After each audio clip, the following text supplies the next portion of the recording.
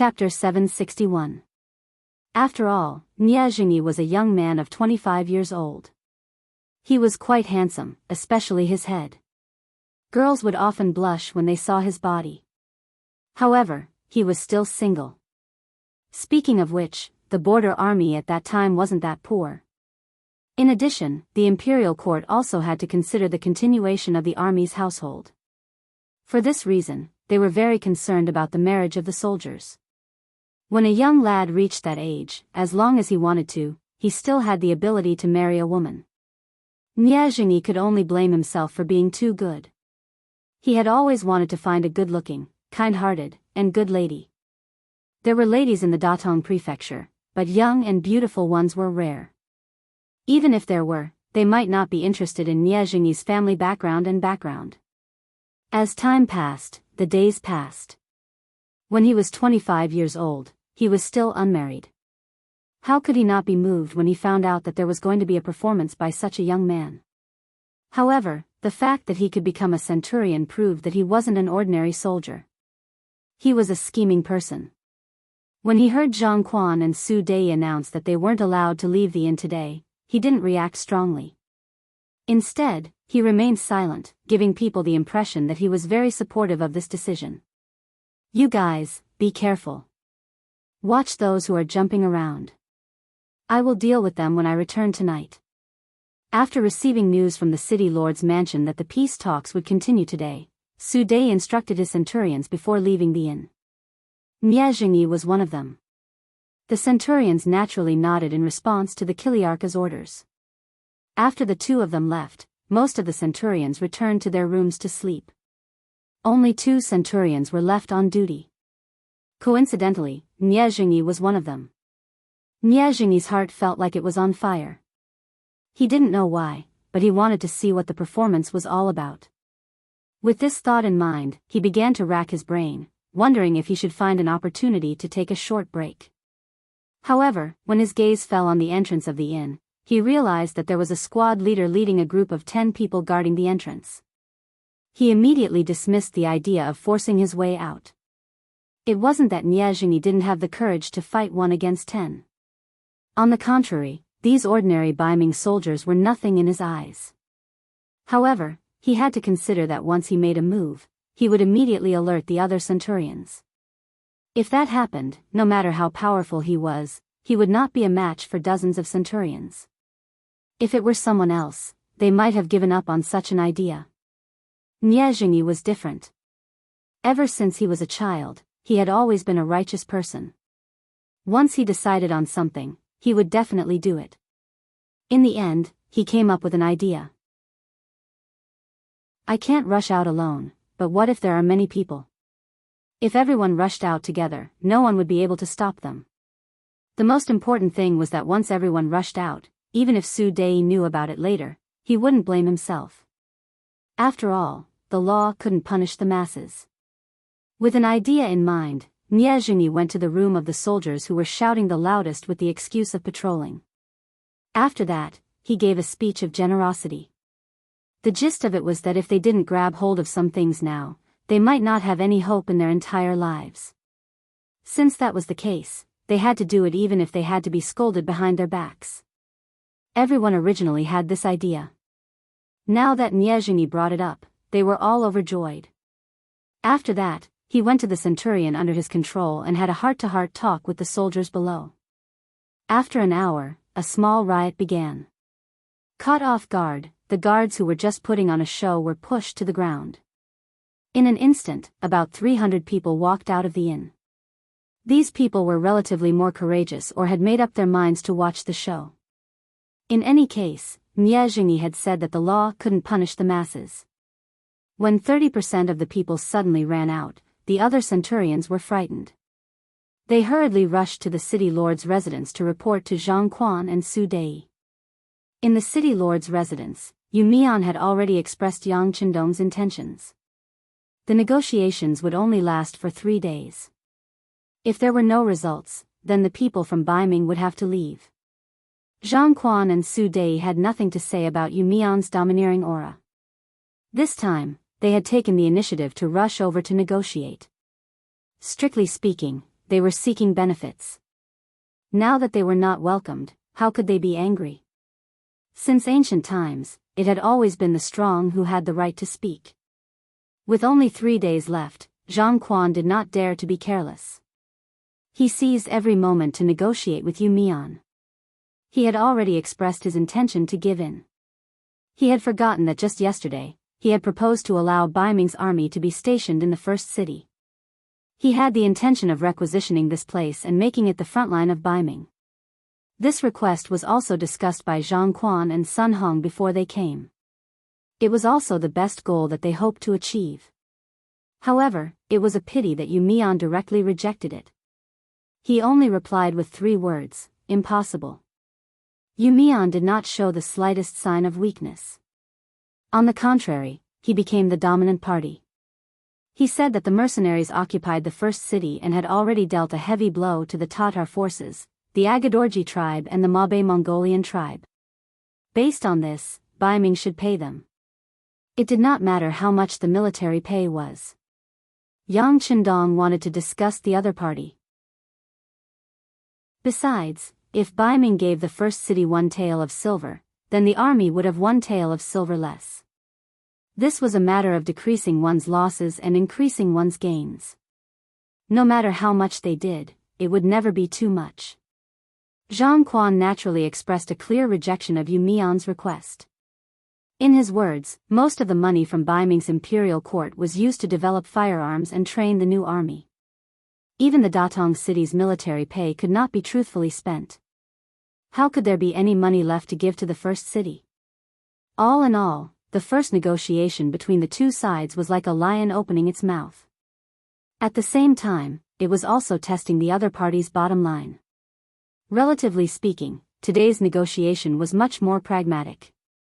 Especially after knowing that the negotiation time was only 3 days, Zhang Quan put down his arrogance. He did not mention those impossible requests to stimulate the 2 sides. Instead, he put forward some practical requests and conditions for the 2 sides to be allies. The negotiation began to enter the normal track. When the attitude of both sides began to become gentle, suddenly, a soldier outside the door reported that 2 centurions from the Bai Ming army had come. They said that they had important matters to discuss with Zhang Quan and Su Dei. The negotiation had to be terminated because of this. Yang Mansion. The 4-man post at the door became an 8-man post. At the same time, the number of patrolling soldiers on the streets of the first city began to increase. Even the divisions and regiments that were training in the ice and snow outside the city also gathered and returned to the city. All kinds of signs indicated that something big must have happened in the city. Yang Qindong was in the warm study room. Beta Persei, who was standing beside him, was reporting the situation to him. Young master, I heard that 300 people escaped from the Bai Ming army. They suddenly disappeared. As soon as he received the news, Lord Yu increased the speed and strength of the patrols in the city. Our young mansion has also made sufficient preparations.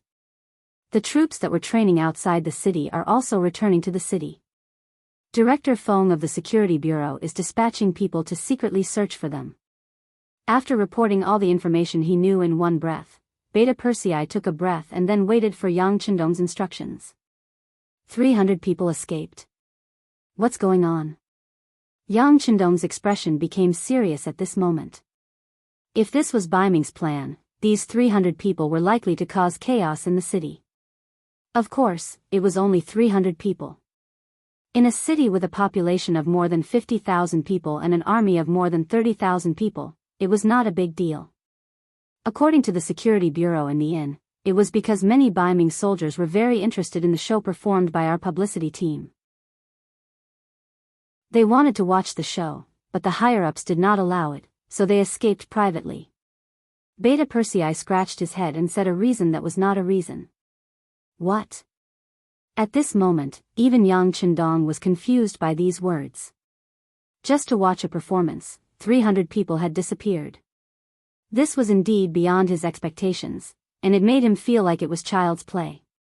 Beta Persei also felt ridiculous when he first heard the news. But since it was reported by the Security Bureau and reported to the 6th young master, it should not be wrong. Who would dare to joke about such a big thing?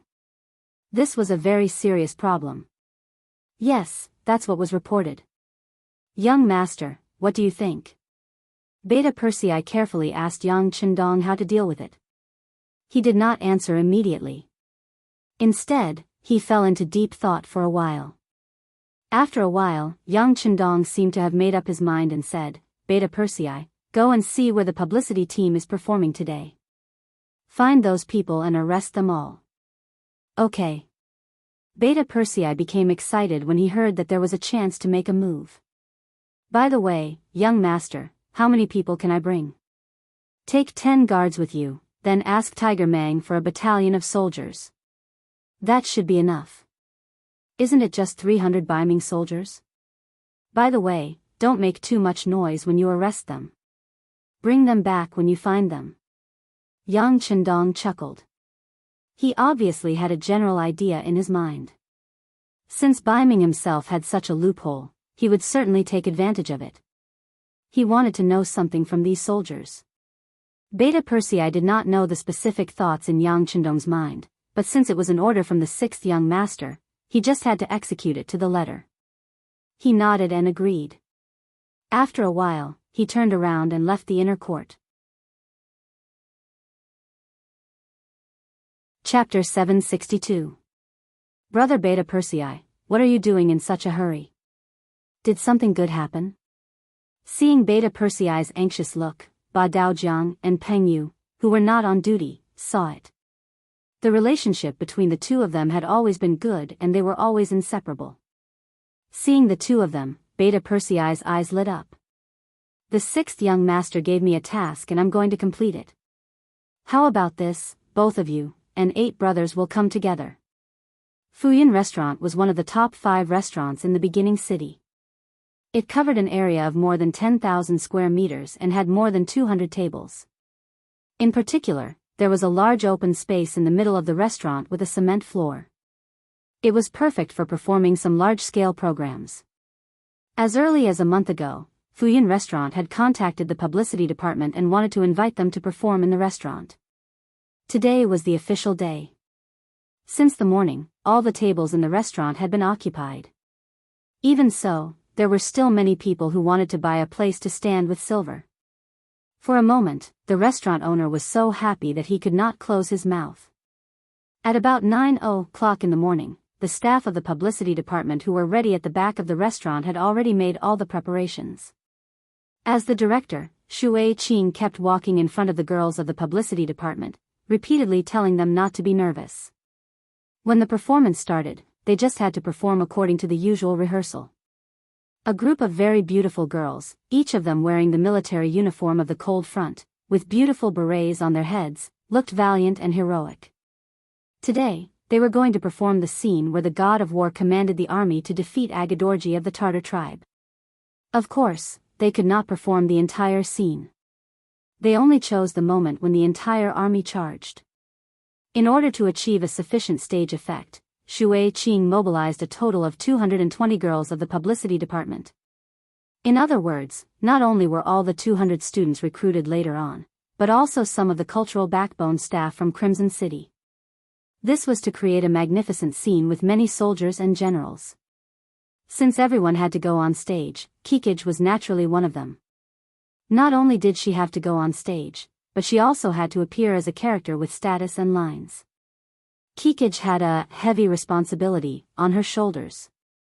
The reason why she was able to stand out so quickly was inseparable from her usual hard work, and naturally, it was inseparable from her current identity. As for Beta Persei, after he fell in love with Kikij, he told everything to the 6th young master. After getting his consent, he asked for advice on what to do. Perhaps in his eyes, the 6th young master was omnipotent. The answer given by Yang Chendong was simple: chase after her. To put it bluntly, he had to be thick-skinned, show more concern, and interact more. After a round of pestering, his chances of success would increase by a lot. This was the reason why a good girl was afraid of a pestering man. Beta Persei naturally carried out Yang Chendong's orders to the letter. Whenever he had time, he would come to the publicity office.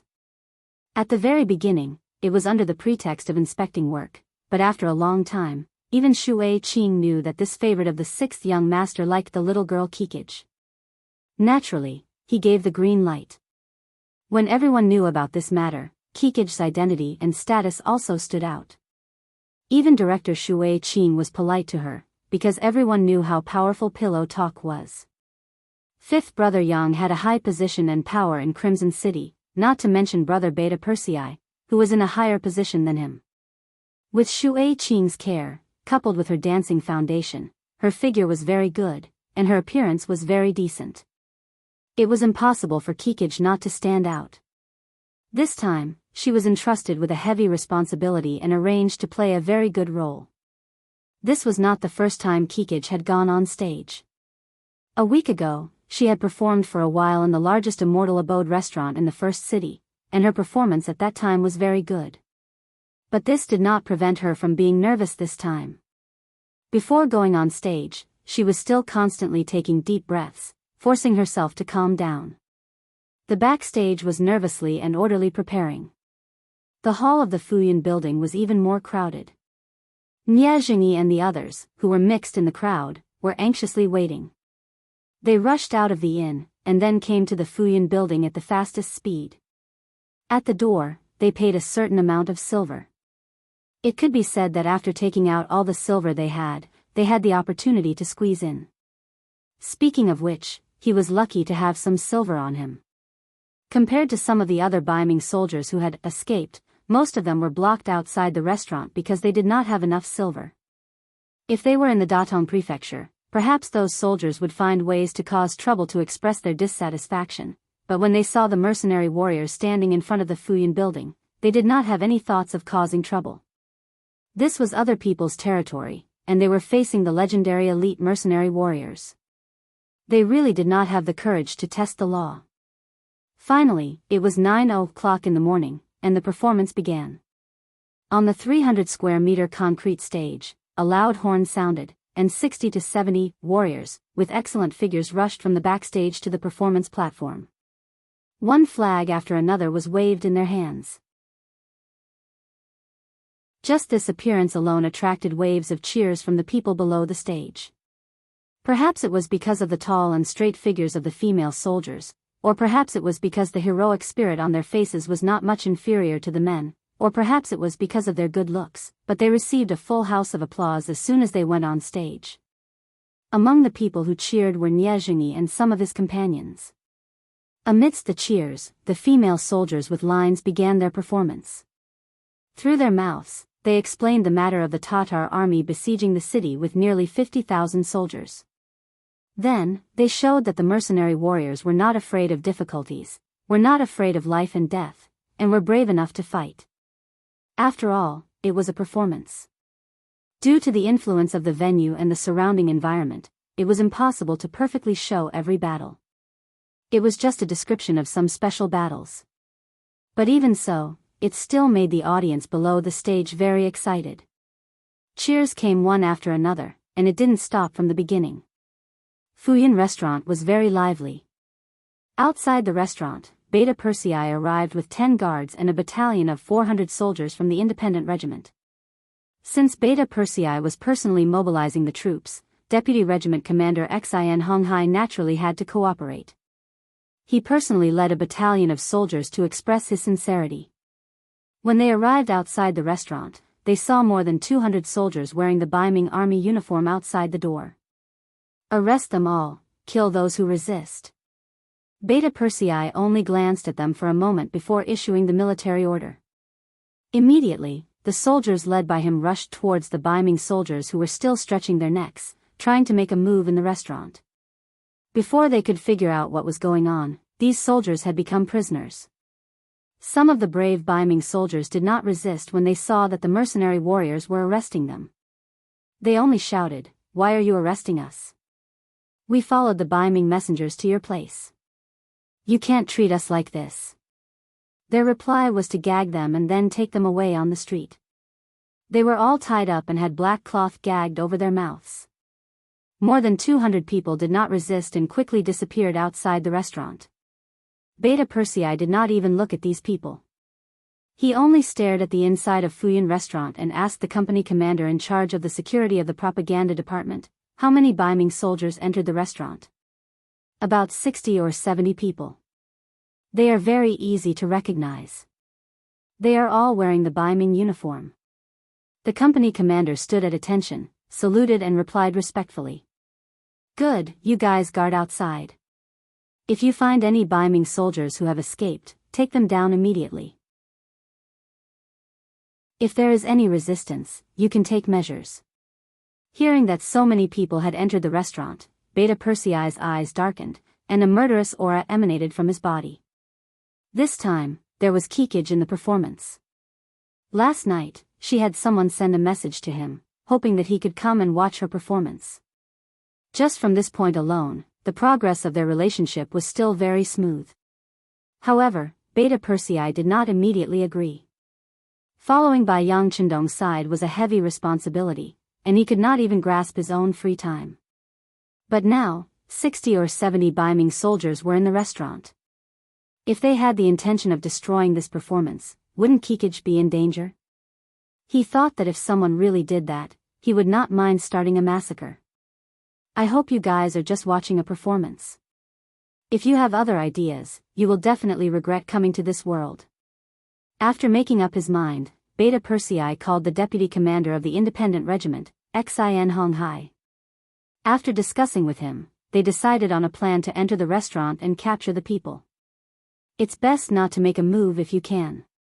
After all, there are still many people inside who are watching the show. Thinking that the sixth young master was very protective of the people under his rule, Yang Chendong reminded everyone to wait. At this time, inside the Fuyan restaurant, the performance had already lasted for more than an hour and was now coming to an end. They had broken the Tatar army's attack and defeated the enemy. Now was the time to cheer for the victory. The sun sets in the west, the red clouds fly in the sky. The soldiers are shooting, the camp is back, the camp is back, comrades in arms are as close as brothers. Victory has summoned us together. You are from Tiannan, he is from Hebei. We are all brothers of the god of war. One after another, military songs that stirred the hearts of the people resounded on the stage. Under the chorus of the actresses, who were full of 5 tones, it brought climax after climax to the people present.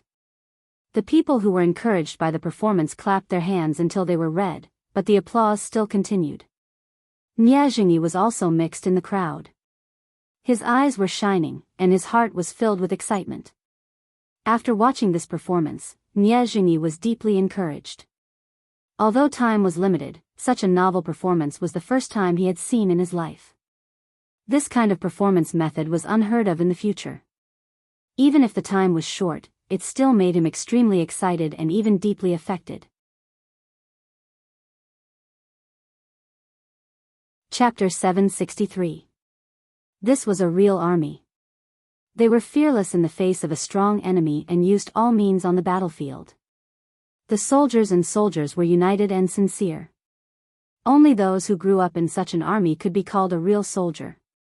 Only those who grew up in such an army could talk about great ideals. In comparison, the Baiming Datong prefecture he was in was far inferior. They only dared to attack when the enemy was few and far in between, as if they were afraid of angering the other party. When the enemy came in large numbers, they would turn around and flee without even fighting. They didn't have the slightest bit of courage to face difficulties. Anyone with ability and ideas could determine the strength of the enemy. At this moment, Niezhini's eyes were filled with envy. But when he thought about how he was a member of the Baiming army, and a centurion at that, the hot blood that had surged out of his body was forcefully suppressed. Sigh, this is just a dream. In the future, it's better to go back and be a centurion. Sighing like this, Niezhini slowly lowered his head. It was unknown whether he was lamenting his bad luck or lamenting that he was born at the wrong time. At this moment, a strong murderous aura suddenly attacked him. Niezhini, who had practiced martial arts since he was young and had a good physique, instinctively dodged to the left. A large hand slid down where he was standing just now. Thinking that it was close, he suddenly turned around and saw a soldier in a green military uniform standing behind him. At this moment, both sides looked at each other and saw each other clearly. The soldier from the independent regiment felt a burst of red in his face that his attack had failed.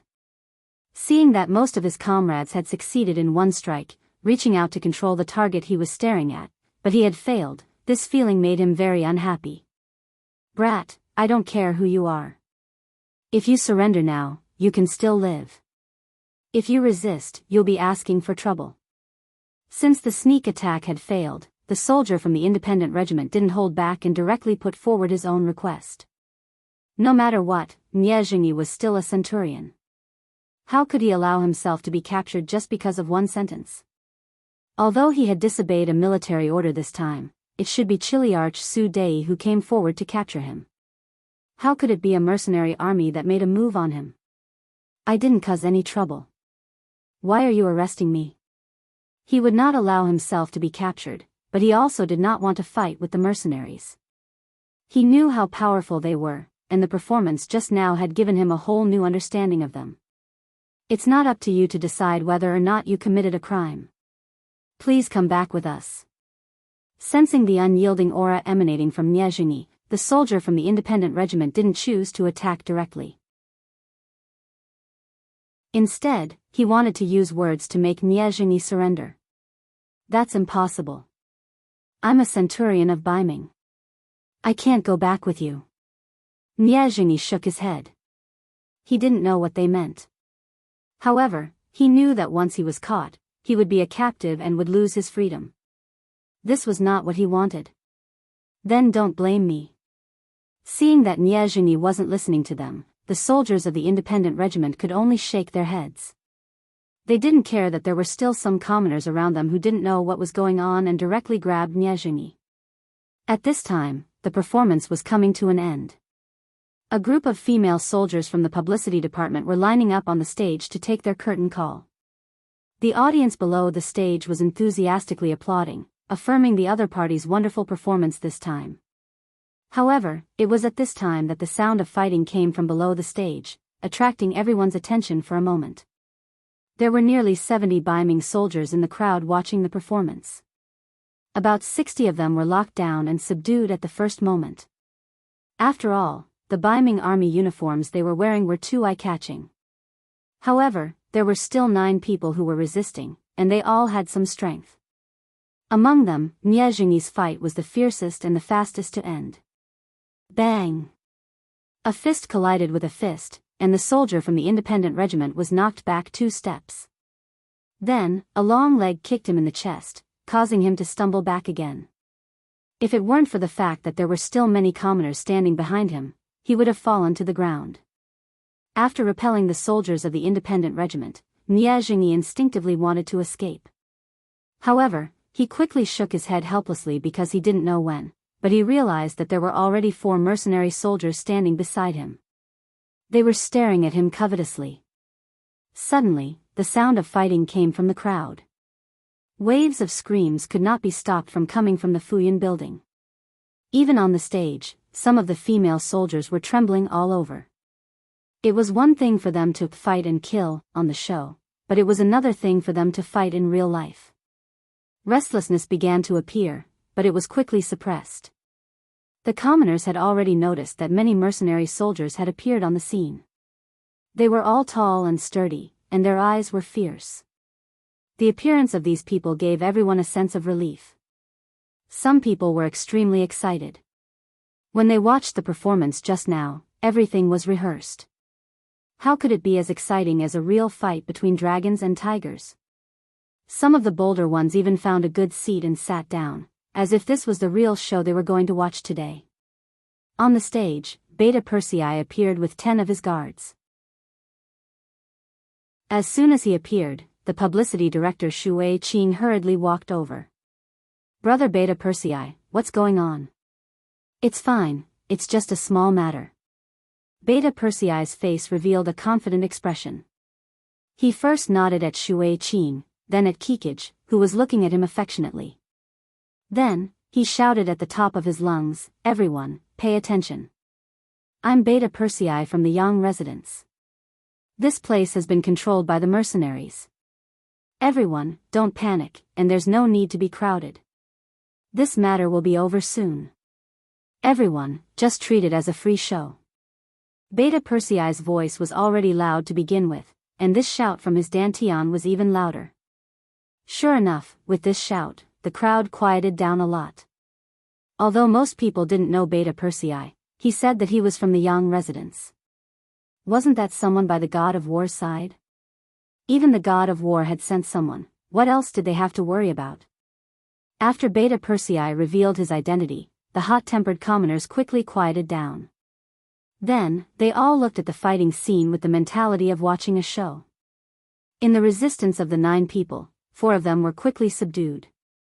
Only 5 people, including Niezhini, were still fighting with the independent regiment. Niezhini was fighting 1 against 4 and was already at a disadvantage. With his ability, the soldiers of the independent regiment wouldn't be able to gain any advantage in a one-on-one fight, but it was hard to say if it was 1 against 4. He was having a hard time holding on and felt that the world was unfair. Seeing that everyone's eyes were on him, he thought of a plan and shouted, "What's wrong? Aren't the mercenaries very powerful? Why are you playing the trick of winning with numbers? Don't you dare to have a fair one-on-one fight with me?" Logically speaking, it was unreasonable to shout like that.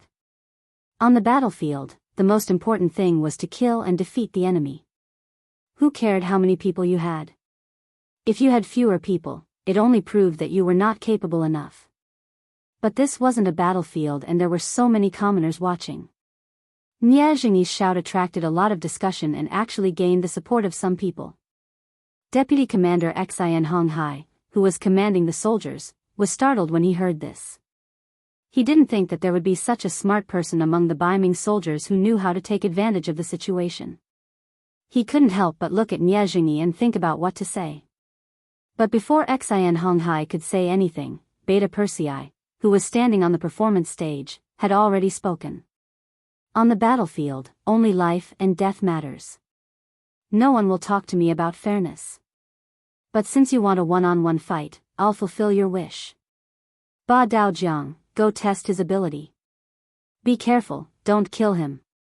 This person has some ability and should be someone with a position. Yes, brother Beta Persei. Hearing that there was a chance to show off his skills, Ba Daojiang immediately grinned and nodded excitedly. He took the task and strode towards the fighting field. With Beta Persei's shout, the 4 independent soldiers who were attacking at the same time stopped. Their faces were all red. They felt that it was a humiliation that they couldn't take down their opponent after such a long time. But since brother Beta Persei had given the order, they had no choice but to obey. Beta Persei's shout attracted everyone's attention and they fell on Ba Daojiang, who was walking down the performance stage step by step.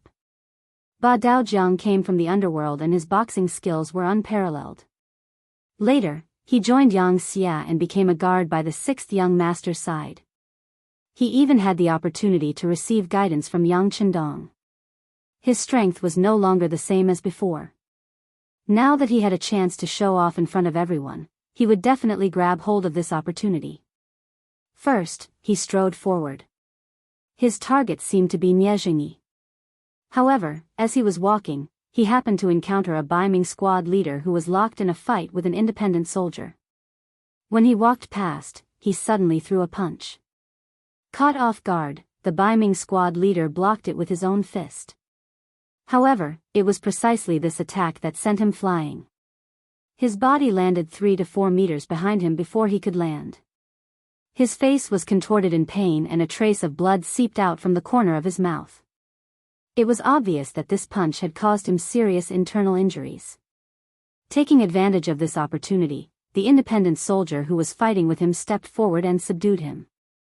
With just one punch, he had defeated a Baiming squad leader who had the ability to fight for a long time. This blow first caused the audience to fall silent. Then, there was a round of applause, expressing everyone's admiration for Ba Daojiang. Ba Daojiang cupped his fists at the audience with a smile on his face. After that, he continued to move forward. Another Baiming squad leader was sent flying with a punch. This forced the other 2 Baiming soldiers who were still fighting to stop and let themselves be restrained. They had already seen how powerful Ba Daojiang was and knew that they were no match for him. There was no point in asking for trouble.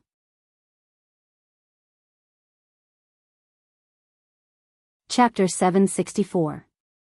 With that, Niezhengyi was the only one left standing on the stage. However, his expression was extremely solemn. It was obvious that he had seen through Ba Daojiang's strength. In just a short while, Ba Daojiang had already appeared in front of Niezhengyi. He then asked in a disdainful tone, "Kid, do you want to take a punch or surrender? Let's fight. It's rare to meet an opponent like you." Facing Ba Daojiang's strong pressure, Niezhengyi did not choose to retreat.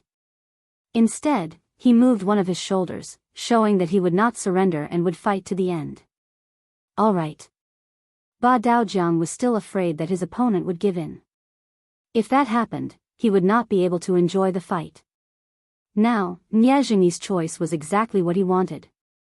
Laughing loudly, he suddenly dashed to Niezhengyi's side and threw a punch. Niezhengyi, who had been observing Ba Daojiang's movements, quickly dodged to the side when he saw the punch coming towards his right shoulder. At the same time, he kicked out with his long leg. Having seen Ba Daojiang's moves, Niezhengyi would not be stupid enough to take his punch head-on. Boom! The kick landed on Ba Daojiang's waist, and the two separated immediately after the contact. In the first round, Niezhengyi gained the upper hand with a kick. On the other hand, Ba Daojiang missed his punch and even suffered a kick. It was obvious that he had lost points. "Ba Daojiang, can you do it?" The sixth young master has said more than once that even a lion uses its full strength to catch a rabbit. If you are careless again, you should retreat. Beta Persei, who was on the stage, saw everything clearly. Niezhengyi did have some skills and his body was agile enough. However, the main reason he was kicked was because of his carelessness. Beta Persei's reprimand made Ba Daojiang's face turn red. "Brother Beta Persei, give me one more chance. I will definitely take care of this kid." Ba Daojiang was determined, but at the same time, he raised his guard. He rushed forward again, his eyes fixed on Niezhengyi's body. At this moment, Niezhengyi's body tensed up. Although he seemed to have gained the upper hand in the first round, the rebounding force of his kick was not weak. He could still feel the numbness in his legs. This also proved the strength of the Eight Paths River. Right now, the other party's heart was filled with caution, staring at him, giving Niezhengyi the feeling of being stared at by a fierce tiger. It was as if no matter what he did next, he would not be able to avoid the other party's attention, and would not be able to succeed. Niezhengyi was shocked by Ba Daojiang's aura, and he didn't dare to act rashly. Ba Daojiang didn't care about that. His body moved forward, and his fists rushed forward. His hands were like two dragons emerging from the sea, and it seemed as if he was only attacking and not defending. However, Niezhengyi could not be fooled by this illusion. Facing the Ba Daojiang that was prepared, if he chose to attack now, he would definitely suffer. After all, their strengths were not on the same line. There was still a huge gap between them. Tong tong tong. Niezhengyi didn't dare to attack again. Facing the two fists that were rushing towards him, he could only defend. Then, the long fists smashed on his body. Every time they hit, he couldn't help but grimace in pain. It was really unbearable. After a dozen punches like this, when Niezhengyi felt that he couldn't lift his arms anymore, Ba Daojiang once again used a strong grappling hand. After pressing down on Niezhengyi's neck, he threw Niezhengyi out. Niezhengyi, who was already in a daze from the beating, tried his best to land on his back to reduce the pain he might suffer. Just as he landed and let out a muffled groan, another two soldiers from the independent regiment came over and held him down, completely subduing him. "Take away all the troublemakers." Beta Persei, who was standing on the stage, waved his hand. Then, he nodded gently at the publicity director Shui Qing and gave Kikij a reassuring look. He then strode out of the Fuyun building surrounded by Peng Yu and the others. Not long after Beta Persei and the others left, Zhang Quan and Su Dei rushed over with dozens of Baiming soldiers. However, the answer they received was that Bai Ming soldiers were causing trouble here and had all been taken away. If they wanted to get them, they would have to go to the beginning city's barracks. Zhang Quan didn't dare to go to the beginning city's barracks. With just Su Dei and the dozens of people he brought, they wouldn't even be enough to fill the gaps between the enemy's teeth. Helpless, he thought of Yu Mian. At this moment, he could only ask for help from the city lord's mansion. Besides, the 300 Bai Ming soldiers were taken away in confusion. They were then taken to the mercenary barracks outside the South City. Here, they were detained separately and interrogated repeatedly. The general idea was that they left the Datong city's diplomatic mission without permission. Were they trying to pry into the secrets of the mercenaries and the city's defense, etc.? Faced with such a crime that could be beheaded, all the Bai Ming soldiers shook their heads like a rattle drum. They were really just curious about the show they were going to star in. That was why they had the courage to rush out of the inn. They really didn't have any other intentions. Putting aside how anxious and defensive the 300 Bai Ming soldiers were, Nie Jingyi, who had been taught a lesson by Ba Daojiang, felt a little dizzy. Then, he was taken to a very quiet place with a black mask on his head. The reason why it was very quiet was because he could no longer hear any sound in his ears. After an unknown amount of time, he finally heard footsteps. Then, the black mask on his head was taken off. While feeling the dazzling sunlight in front of him, Nie Jingyi also saw a very young man standing in front of him. The young man had a smile on his face and looked at him with interest.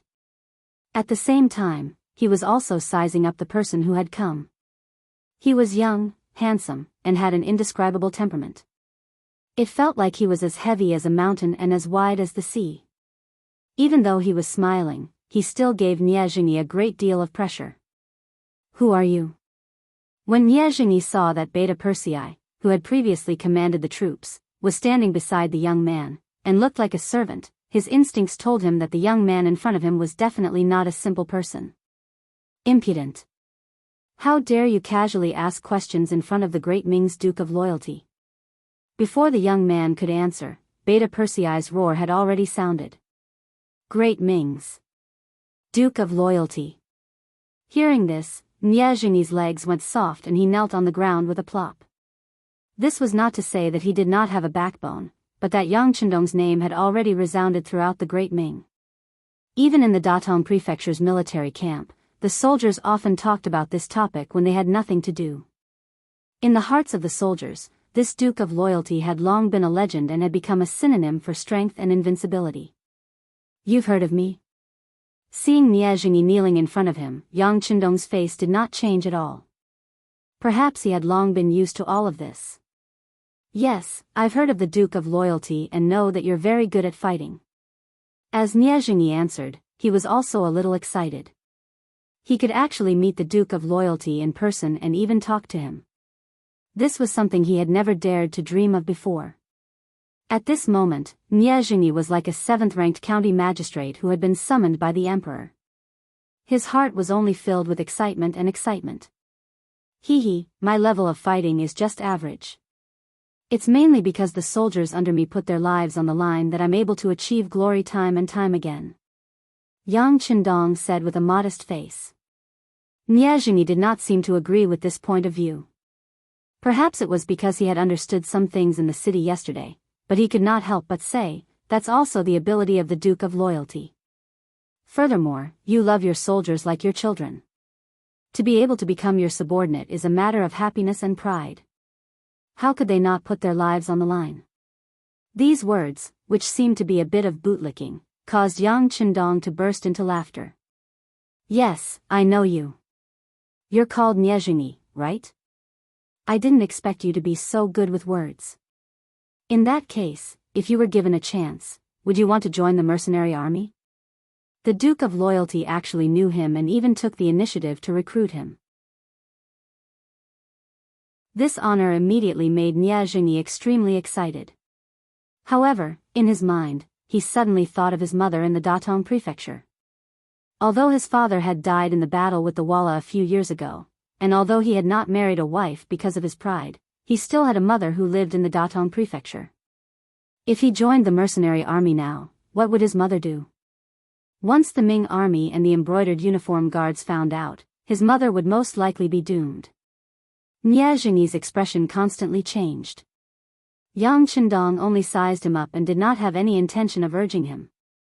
After a few breaths of time, Nie Jingyi raised his head and said very seriously, "Duke, although I really envy the treatment of the mercenary army and admire your courage in defeating the enemies of the grassland, I still cannot join the mercenary army." "Is it because of your mother?" Yang Qindong waited for Nie Jingyi to finish speaking before asking with a smile. "You know this too?" Nie Jingyi's face revealed a surprised expression. How could he have known that not long after they left Datong Prefecture, the intelligence personnel of the Security Bureau received the news? They reported the situation to the higher-ups of the Security Bureau and informed the First City. At the same time, they also began to investigate the entourage. And Nie Jingyi was the main target of the research, so his situation was naturally investigated very clearly. Hee. Of course I know. I also know that you were born in the military, I know that you are very filial, and I also know that you have very high standards. This year, you are 25 years old and still haven't married. This is not because you can't afford to marry, but because you haven't met the right one. How about it? After watching the performance of our female soldiers today, they all have good figures and good looks. Is there anyone you like?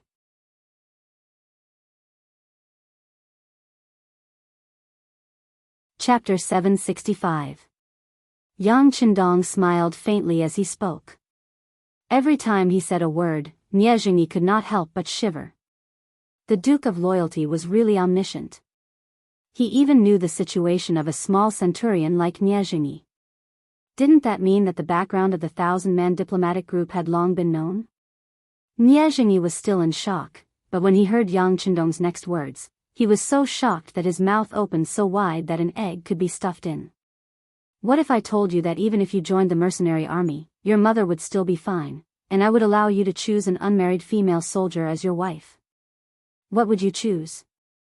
Is there such a good thing? Nie Jingyi was indeed shocked and could not help but ask. I don't think I need to lie to you with my status. Yang Qindong did not answer directly, but this sentence was the answer. What was Yang Qindong's status? Even the Emperor of Baiming and the Emperor of Southern Ming were very afraid of him. Even the King of the Grassland, Yes Hen, would be frightened when he heard his name. How could such a person casually joke with a small centurion like Nie Jingyi? As soon as he asked this question, Nie Jingyi knew that he was overthinking. Since there was such a good thing, there was no reason for him to refuse. He immediately knelt on the ground and kowtowed 3 times to Yang Qindong and said, "Your subordinate, Nie Jingyi, is willing to join the mercenary group and serve the Duke for life." Good. Nie Jingyi finally made his choice. Yang Qindong was overjoyed and walked forward to help him up. Then, he looked at him and said, "Not bad. Looking at your pure eyes, you must be a man of your words. Since that's the case, I will accept you." Nie Jingyi was convinced by Yang Qindong, but he didn't stay in the beginning city. Instead, he was released along with the 300 Baiming soldiers and returned to the inn. In other words, Nie Jingyi was loyal to Yang Qindong, but the nature of his work was different. He had become a chess piece buried in the Datong Prefecture. Normally, he would pass on important military information, but at critical times, he could play a decisive role. Yang Qindong treated Nie Jingyi quite well. He directly proposed that after returning to the Datong Prefecture, there would be a specialized person in charge of his affairs. There would also be a specialized person who would contact him. This way, they could do their best to prevent his identity from being exposed and putting him in danger. At the same time, he also prepared a lot of money for Nie Jingyi. Yang Qindong only had one request, and that was to bribe his superiors as soon as possible, and then continue to be promoted. The position of a mere centurion was still too light. What Yang Qindong wanted was a general who held real power and could come into contact with more secrets. Nie Jingyi also guaranteed this. He did not doubt his own ability, he was still so young, and was already a centurion. This was enough to explain everything. If he had gold and silver to clear the way, he was very confident that he would be able to charge up in a short period of time and obtain a higher position. Zhang Quan went to the city lord's mansion, and not long after, Yu Mian personally went to the barracks to communicate. He took back the 300 captured Baiming soldiers. What Zhang Quan and Su Dei did not expect was that none of the 300 Baiming soldiers returned with injuries. In other words, they were only interrogated when they went to the mercenary barracks, and were not interrogated. On this point, Su Dei was very emotional. He felt that the mercenaries were indeed an army that followed the rules, and only this kind of army would be able to fight against the Mongol cavalry and win every battle. Humph. They are just ordinary soldiers, how could they be valued by the mercenaries? Zhang Quan had a different opinion. He felt that it was because the captured soldiers were too low level that they did not attract the interest of the mercenaries. This was the end of the farce. According to Nie Jingyi's previous thoughts, neither Zhang Quan nor Su Dei punished the 300 soldiers, and only gave them a warning. It was very reasonable that the law could not punish the masses. After the farce, Zhang Quan and Su Dei went to the city lord's mansion again. They had wasted another day for nothing, and the negotiations still had to continue.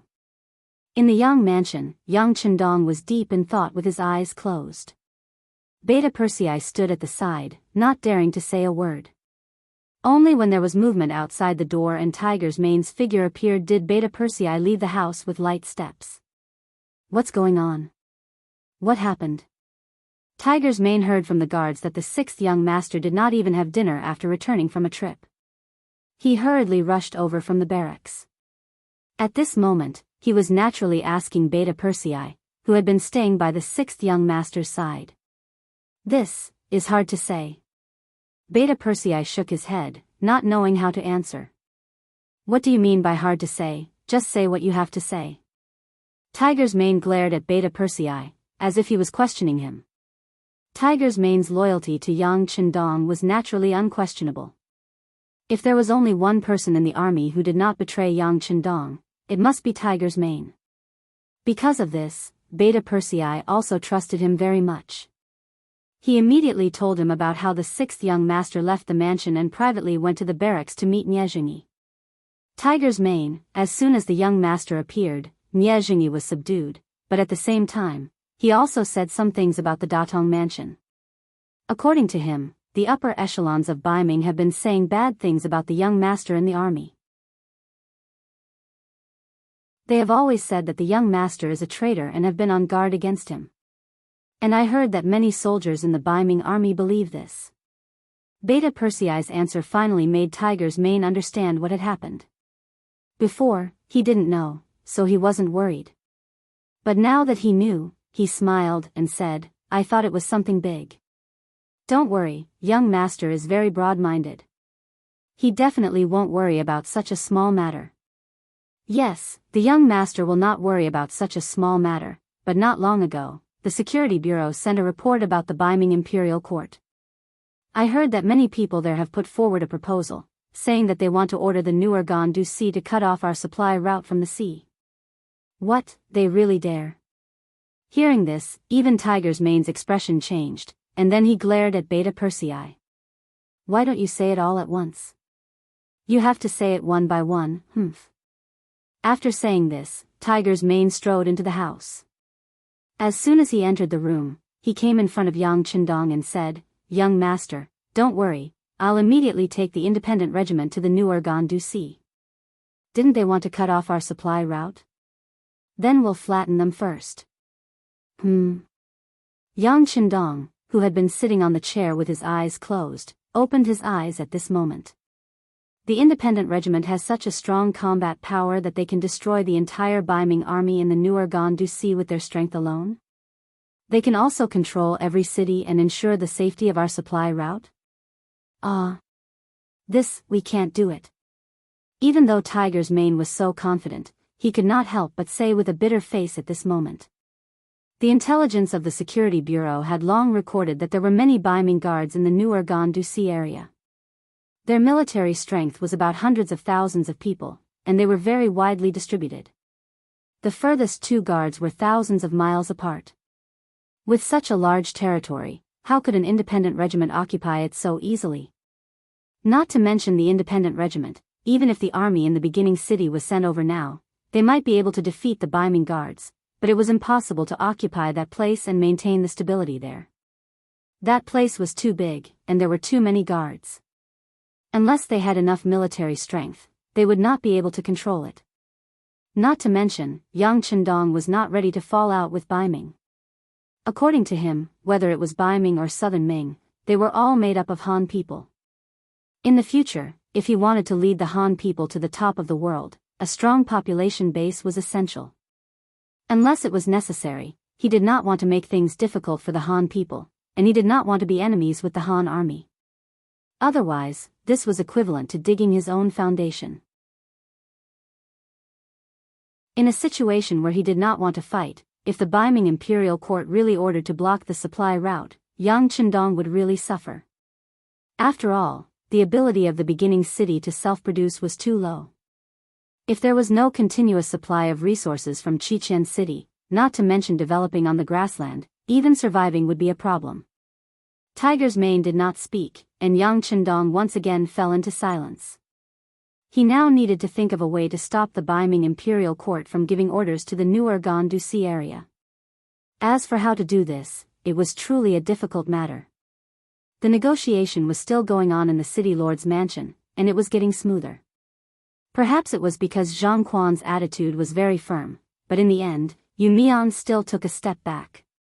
He did not have the intention to ask the other party for military pay. Of course, Zhang Quan also did not mention that the beginning city would be under the management of the Baiming imperial court. In the end, the two sides reached an agreement, and that was to issue a joint statement to the outside world that the Datong prefecture and the beginning city were allies. If one side was in trouble, the other side would unconditionally send troops to support. The agreement was finally reached. Presumably, after knowing this news, Yes Hen had to consider more things when he wanted to take action. This made Zhang Quan seem to be very satisfied. After completing his mission, he rejected Yu Mian's suggestion to stay in the first city for a few more days and left the city with the 1,000 guards he had brought with him. After Yu Mian sent Zhang Quan off, he strode to the Yang mansion to meet Yang Chendong.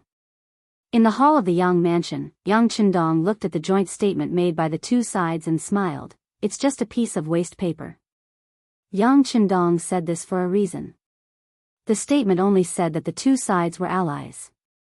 If one side was in trouble, the other side would provide support. However, it did not specify how many reinforcements would be sent. In other words, if one side was really in trouble, the other side could send 10,000 people, 1,000 people, or even 100 people. With such a big loophole in front of him, Yang Chendong did not believe that Yu Mian and Zhang Quan would not be able to see it.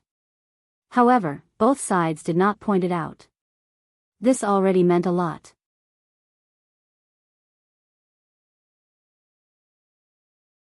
Chapter 766. Ignoring such a big loophole and pretending not to see it, this already showed that both sides were just putting on a show. They just wanted to use the tiger's skin to scare the other side. However, Yang Chendong could also understand that information was so undeveloped.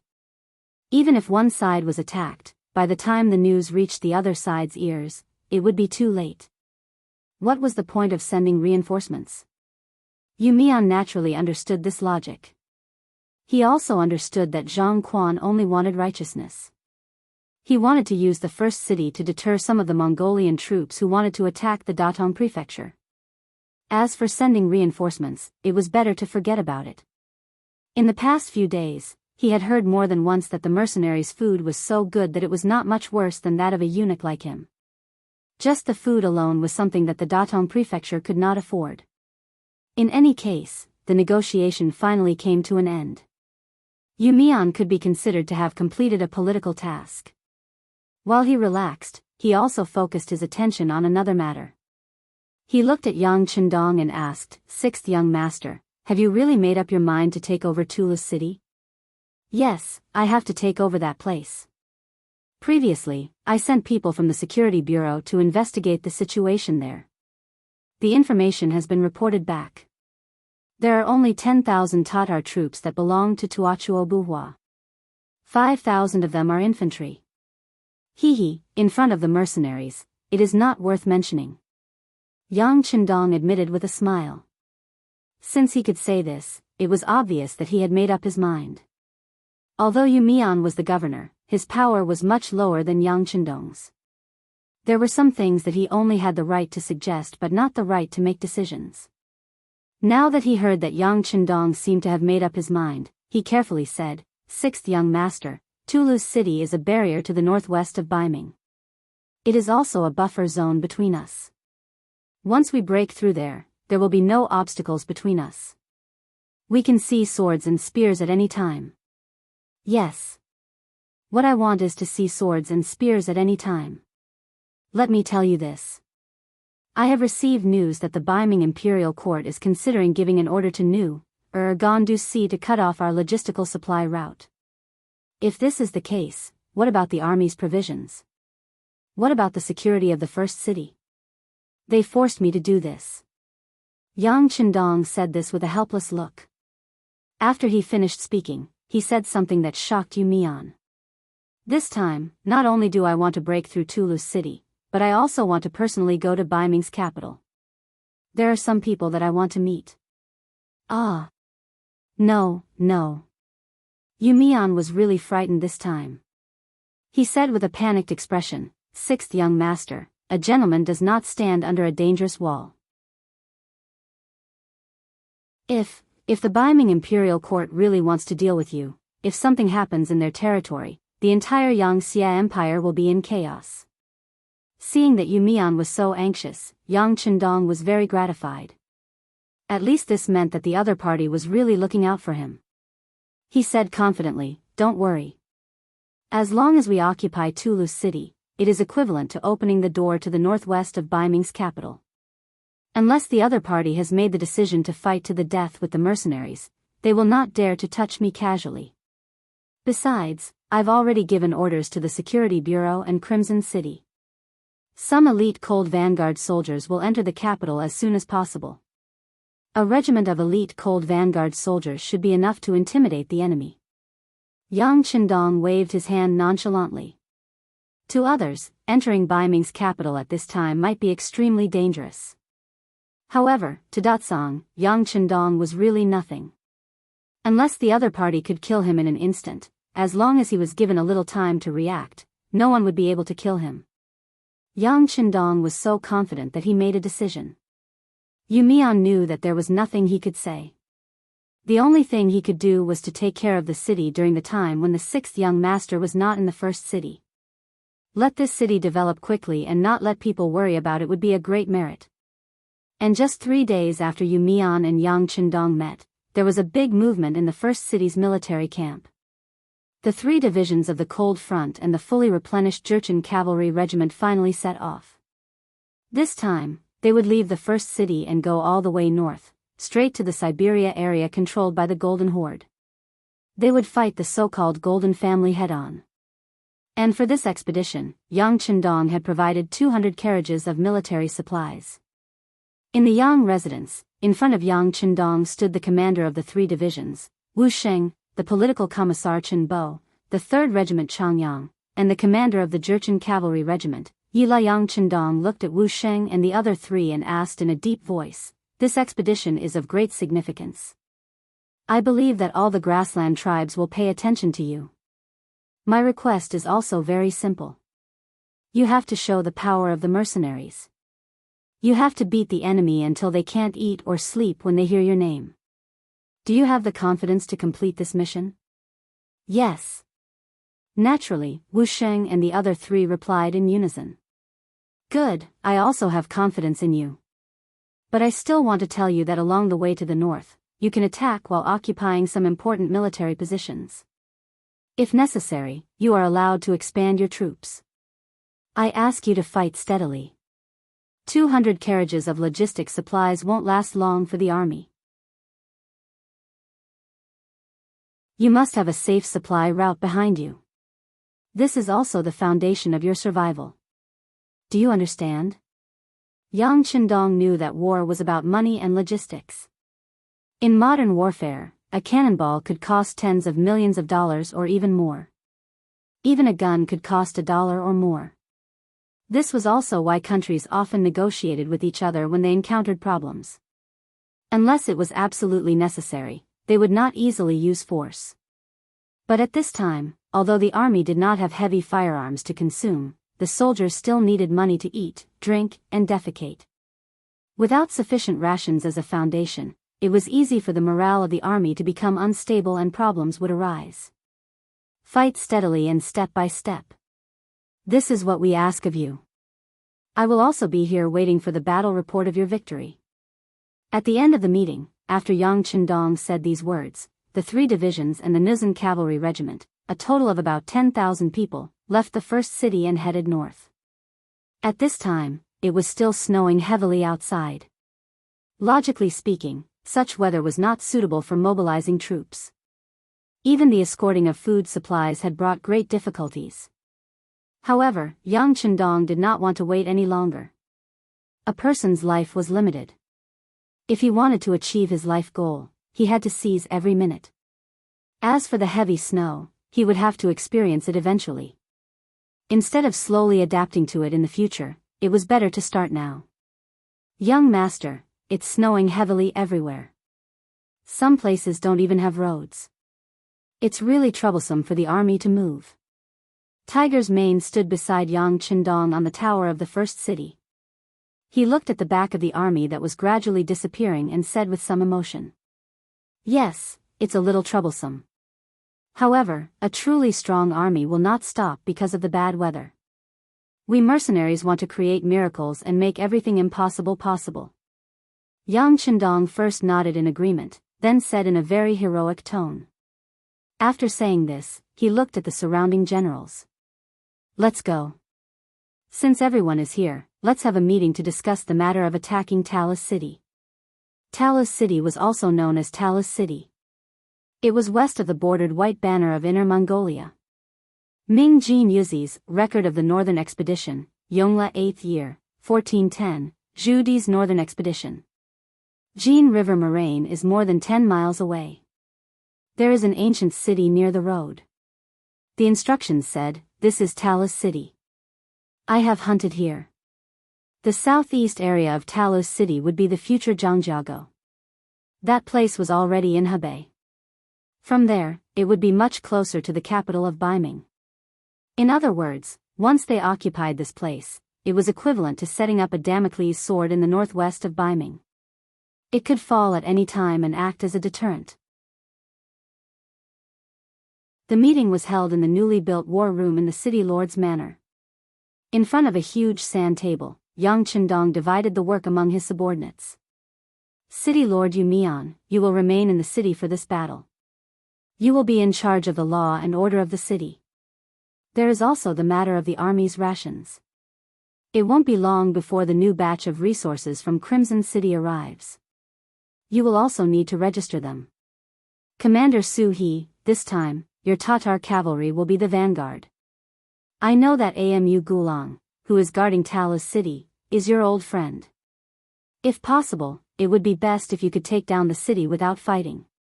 On the other hand, if the other side is stubborn, then don't blame us for taking action. At that time, blood will flow like rivers.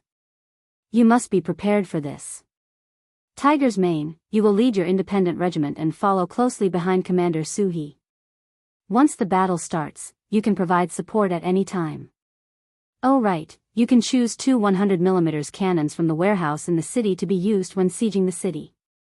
Commander Lujua, you will lead the 2nd Cavalry Regiment at the back. They will be in charge of transporting the rations. At the same time, the 3 newly built regiments will be under your command. However, this time, they are not going to fight, but to build roads. In the warehouse, City Lord Yu Mian has already prepared shovels, brooms, and other items for you. He wants you to clear a slightly flat road to Talis City. The 3 new regiments are mainly responsible for protecting the safety of our rear flank. Be careful of the attacks of the Tatar cavalry on the nearby Saihan mountain. After saying this, Yang Qindong seemed to have thought of something. He looked at Yu Mian and said, when the next batch of supplies arrives, the corresponding cement factory equipment and staff will also be in place. We can't rely on Crimson City for everything, especially cement. It's too heavy and troublesome to transport. If First City wants to develop, we still need some factories. This cement factory is in the first batch of construction. We need to build it earlier. Once we can make our own cement, many roads will need to be rebuilt in the future. You have to worry about this matter.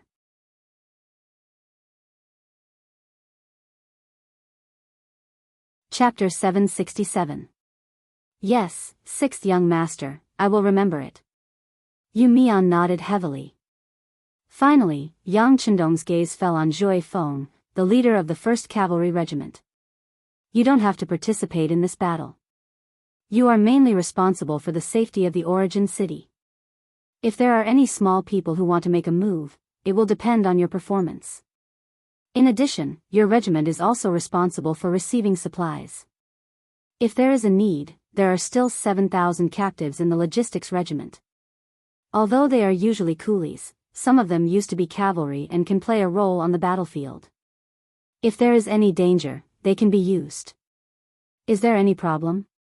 Reporting to the 6th young master, there is no problem. But the next time there is a battle, can you not let our regiment stay at home? Zhui Feng's face had a hint of pleading. The army was mobilized and only their regiment was left. This made it very difficult for him to explain to his brothers and officers. Okay, I will agree to your request. Yang Chendong's face was full of smiles. He liked this kind of fighting spirit army. If once a battle broke out, everyone wanted to retreat and hoped that others would go to war, then this army would not be far from defeat. Speaking of attacking Toulouse City, it was not a matter of 1 or 2 days of preparation. Basically, the regimental leaders knew about this news half a month ago. According to Yang Chendong, it was already the end of November. He was still preparing to celebrate the new year in the capital of Beiming, so this matter could not be delayed. Although the new year of 1453 was at the beginning of February, it was still very tense with only 2 months. Once the battle meeting started, the regimental leaders went back to make preparations. And the most excited were the 3 new regiments that had just joined the mercenary army. A regiment had 5 battalions, and a battalion had 4 companies and 400 people. A total of 6,000 soldiers of the new regiment had only trained for less than 2 months. Suddenly, a great battle was about to break out. The soldiers who wanted to contribute were all very excited. At noon, the regiment gave the order to set off early tomorrow morning. Every soldier had half a day off and could go back to accompany their families. Ba Tu left the barracks excitedly and returned to his home in the beginning city. As soon as he entered the house, he saw his mother Badama and sister Kikij waiting for him. In addition, Beta Persei, who would soon become his brother-in-law, was also there. Ba Tu, are you afraid? As soon as she saw her brother come back, Kikij hurriedly greeted him. The relationship between the brother and sister had always been very good. From this point of view, it was already confirmed. Although Mother Badama didn't say anything, her loving and caring gaze had already proved everything. Mother, sister, young, second brother, I'm not afraid. When it came to Beta Persei, Ba Tu really wanted to call him brother-in-law, but he knew that this relationship had not been made public yet, and only a limited number of people knew about it. Besides, he didn't want his comrades to think that he had entered the army through nepotism, so it was easier for him to address Beta Persei as brother. How is it? I told you that Ba Tu wouldn't be afraid. Beta Persei, who had been waiting for the news, suddenly laughed out loud. This laughter caused Kikij to be a little dissatisfied. She glared at Beta Persei coquettishly. Do you think everyone is like you, only excited when talking about war? This is the first time our Ba Tu is going to the battlefield. Sigh, it's okay if it's the first time. There's always a first time for everything. Besides, the new regiment is only responsible for repairing the road at the back. There won't be any danger. This time, the 6th young master wants them to feel the atmosphere of war. Beta Persei waved his hand indifferently. He really didn't think that the new regiment was going to war, so naturally, there was nothing to worry about. At this time, Badama finally spoke. Beta Persei is right. Ba too is going to feel the atmosphere of the battlefield this time. They haven't been training for long. I'm afraid that even if they want to go to the front line, the god of war won't agree. Sigh, that's right. Beta Persei chuckled.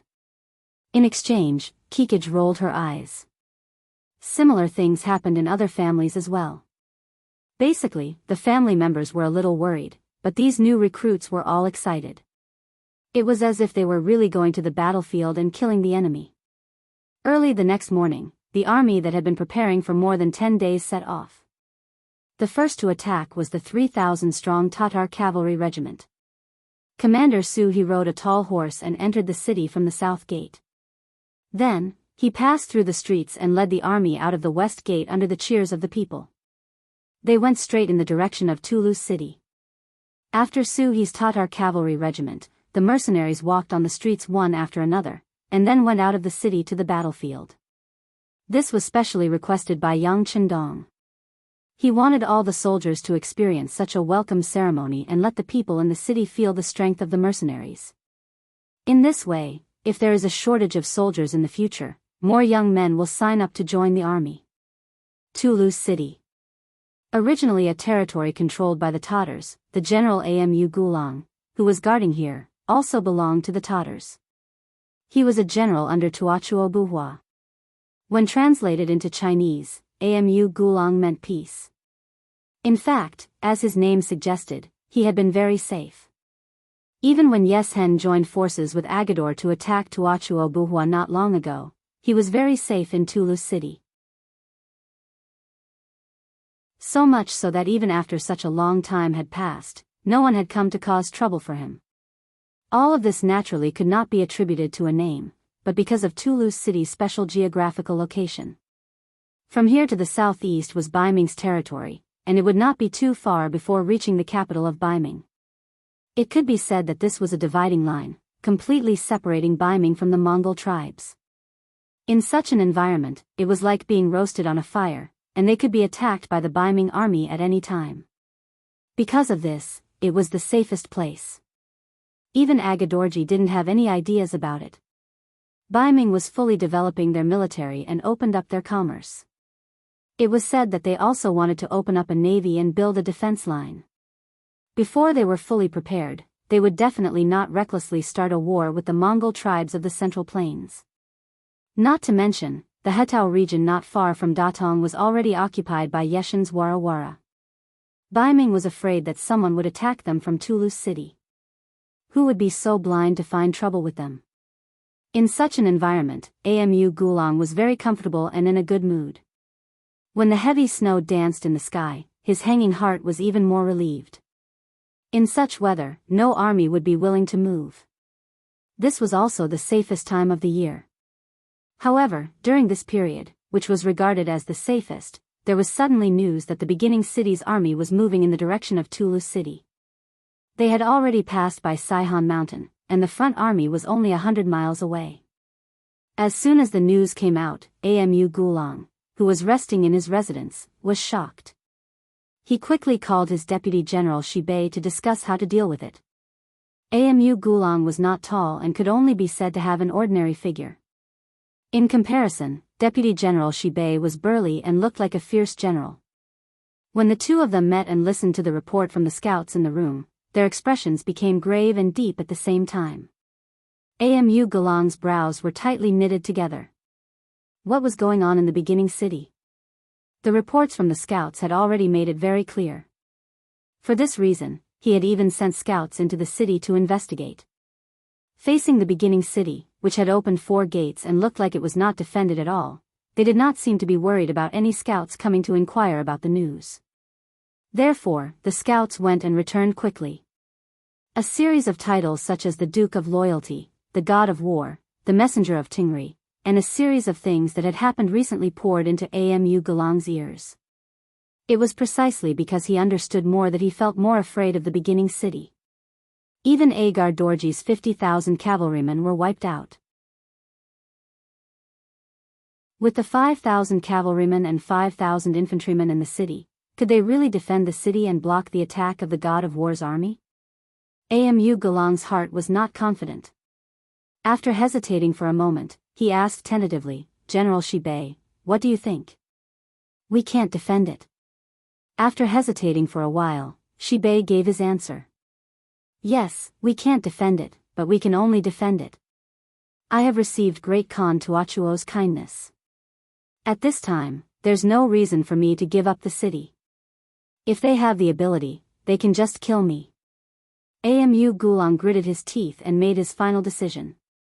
Seeing that the commander was determined to die, Shibei hurriedly comforted him, General, a real man knows when to yield and when to stand tall.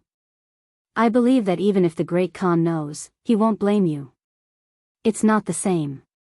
Let's not talk about whether the Great Khan will blame me or not. If I surrender, my conscience will be uneasy for the rest of my life. A person living in this world has to hold on to something. Alright, there's no need to say any more. I've made up my mind. I will lead 5,000 cavalrymen to fight to the death with the enemy. If I unfortunately die in battle, Shibei, you and 5,000 infantrymen don't think about holding on. You can choose to surrender. This is my order. Amu Gulang's moral character was still very good. He didn't have to force his subordinates to do anything. On the contrary, he gave them a way to live. This also made Shibei very excited. General, don't worry. If you really die in battle, I will definitely collect your bones and bury you, so that you can return to the foot of Tingri. Thank you very much. Amu Gulang cupped his fist and said. 2 days later, under the city of Tulu, the vanguard of the mercenaries, the Tatar group, arrived. According to the order of Yang Qindong, Suhi called for a fight at the foot of the city, saying that he wanted to see Amu Gulang to talk about the old days. Both of them were generals under the Tatar forces. Naturally, they knew each other before, but their relationship wasn't very deep. This time, when the two sides met, at the beginning, Amu Gulang said to Suhi with a look of contempt, so it's General Su. Huh, I didn't expect you to still be alive. What's wrong? When your master Agadorji escaped, didn't he order you to cover the retreat? Did you defeat the mercenaries?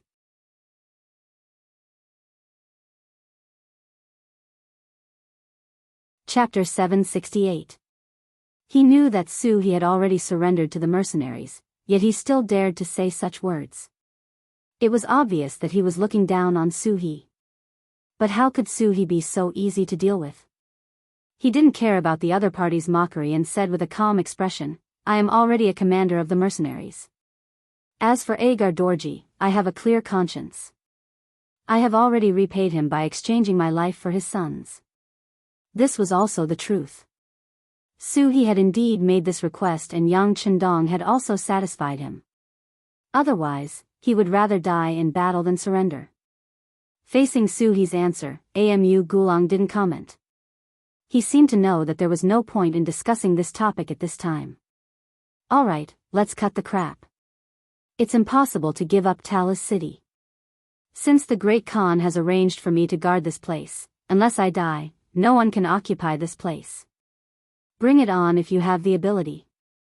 After saying that, Amu Gulang waved the long sword in his hand, looking like he was about to block an army of 10,000. Facing Amu Gulang's desperate look, Suhi shook her head, reined the horse and turned back. Suddenly, she led the 3,000 cavalrymen of the Tatar cavalry regiment back, leaving the 5,000 cavalrymen of the other side who had already set up the battle formation there. The mercenaries retreated just like that, leaving Amu Gulang puzzled. But the other party had already retreated, and it was a very orderly retreat. At this time, even if he rushed forward, he wouldn't be able to gain any advantage. So, he could only lead the 5,000 Tatar cavalry back to the city. Congratulations, General. Seeing Amu Gulang leading the army back to the city in one piece, the deputy general led his men to welcome him. He spoke with a happy face as soon as he saw Amu Gulang. Sigh. On the other hand, Amu Gulang didn't seem very happy. He just shook his head and said, they won't give up on this place. There will be a big battle in the end. This time, they came just to test my thoughts. Next time, we will meet with weapons. Amu Gulang's guess was right. The reason why He retreated without even fighting was because he considered that the sixth young master had given him the first task of persuading the other party. Since it was obvious that he couldn't persuade them, he naturally had to send the news back first and then prepare for battle. Yang Qindong was in the rear of the army, following Tiger's Man and the independent regiment to Talis City. When the scouts at the front rushed back and reported that the generals of both sides had met but parted on bad terms, Tiger's Man immediately shouted, "Then let's fight." Do they really think that they are the best in the world just because they are guarding a broken city? If they provoke this daddy, I will blast their city gate with one shot. Let's see what they can be proud of. After obtaining the 100mm mortar, Tiger's Man's courage increased. A small Talis city with only 10,000 soldiers was really not in his eyes.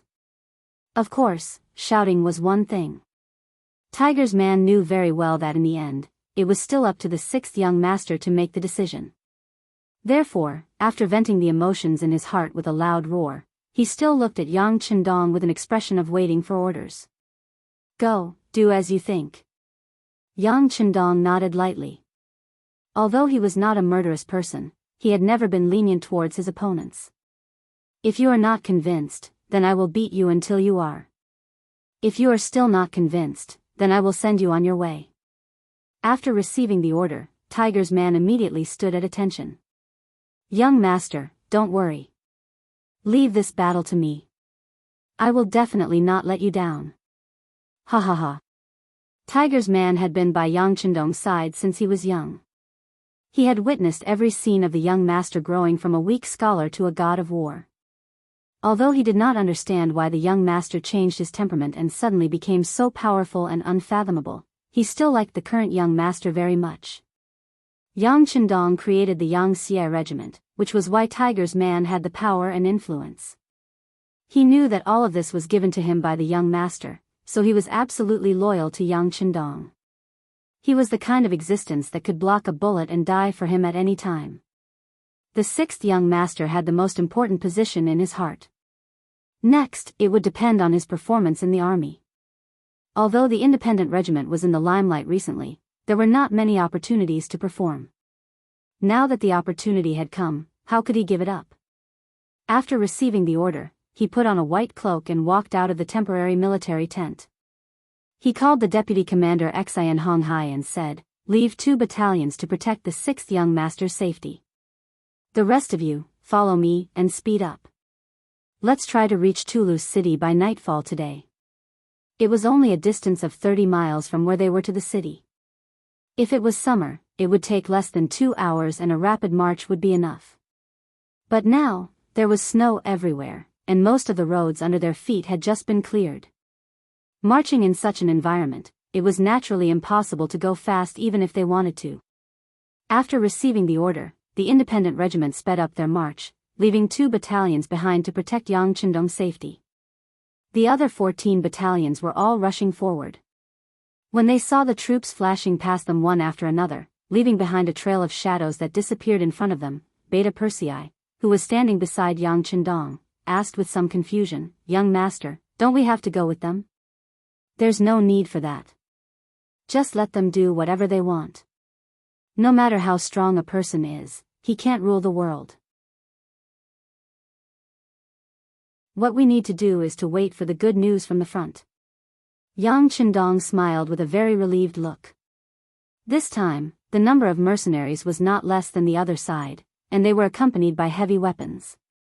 If they still couldn't conquer the small Toulouse city, it could only prove that Tiger's Man and He were not suitable to lead troops and could retire from active service immediately. Yang Qindong believed in Tiger's Man and He, and the 2 of them also believed in the soldiers under them. Speaking of which, during this period of time, they had not been idle in the beginning city.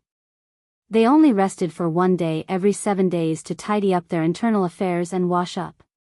The other 6 days were spent crawling until midnight to train. Often, when the soldiers were sleeping soundly, an emergency assembly whistle would wake everyone up from their warm beds and run to the field to start training. At first, everyone did not understand this kind of training. They thought that if they did not have a good night's sleep, how could they have the energy to train? However, when every meal was filled with delicious fish and meat, they had nothing to worry about. Their nutrition could keep up, and they realized that this kind of training was not unbearable. On the contrary, everyone put in all their effort. With the idea of sweating more during training and bleeding less during battle, their strength increased day by day. When the individual strength of each soldier took a big step forward, the combat effectiveness of the entire army was a little terrifying. As the saying goes, soldiers are trained for 1,000 days to be used in a single moment. Now, it was finally time to perform well. It was finally time to fight for military merits. No one was willing to fall behind. Everyone wanted to have a better performance and fight for more advantages and benefits for their future. Yang Qindong had always been willing to spend money. In the army, there were already rules that stated how many military merits could be obtained by killing a person. Under such stimulation, everyone only hated that there was no war to fight. How could they be afraid of war? After the military order was given, the horn of war was blown.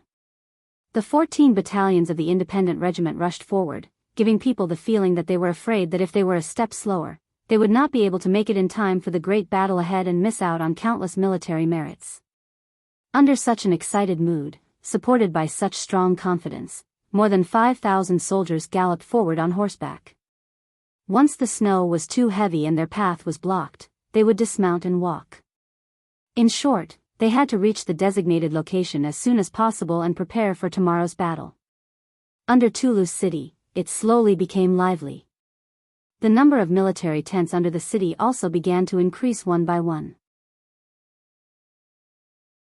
Battalions of the independent regiment arrived and set up their tents. They lined up horizontally and vertically in an extremely orderly manner. There were also some people who began to cook. Smoke rose in spirals. Everything was so orderly that Amu Gulang, who was standing on the city gate tower, shook his head. The enemy is not panicking at all.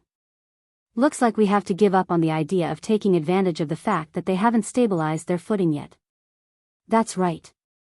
Look at how their tents are arranged neatly like a line. One can imagine the battle prowess of such an army. She said from the side, her eyes filled with envy. Even a general would want to lead a strong army. And the mercenaries in front of them were clearly a strong army. Right, how is the morale of the army? After giving up on the idea of sneak attacking the enemy, Amu Gulang felt much more relaxed. As for the time being, he would be safe from now until tomorrow morning. He could temporarily relax. When the issue of morale was brought up, Shibei's expression became somewhat unsightly. Not too good. When the soldiers heard that they were mercenaries from the war god's army, many of them were very afraid. Fortunately, we have always treated our brothers well. Until now, there have been no signs of desertion. But if the enemy besieges the city, it will be hard to say as time goes on. Shibei was also an extremely capable general. It was just that as the deputy general of the city, he rarely had the opportunity to display his abilities. But he usually treated his brothers very well. It was precisely because of this that when a great battle came, his subordinates were still very obedient. Even when facing the legendary war god's army, there was no one who fled without a fight. It could be said that his prestige played a significant role in all of this. But prestige might be useful in the short term. Once the battle dragged on and the enemy besieged the city, the psychological pressure would become greater and greater. It was hard to say what would happen in the end. They won't besiege the city. If I'm not wrong, I'm afraid they will choose to attack the city tomorrow. Amu Gulang understood. With such heavy snow, if they didn't have a city to rely on and just camped in the wilderness like this for a long time, no one could guarantee that there wouldn't be any problems. Since the war god was so good at fighting, there was no way he wouldn't understand this.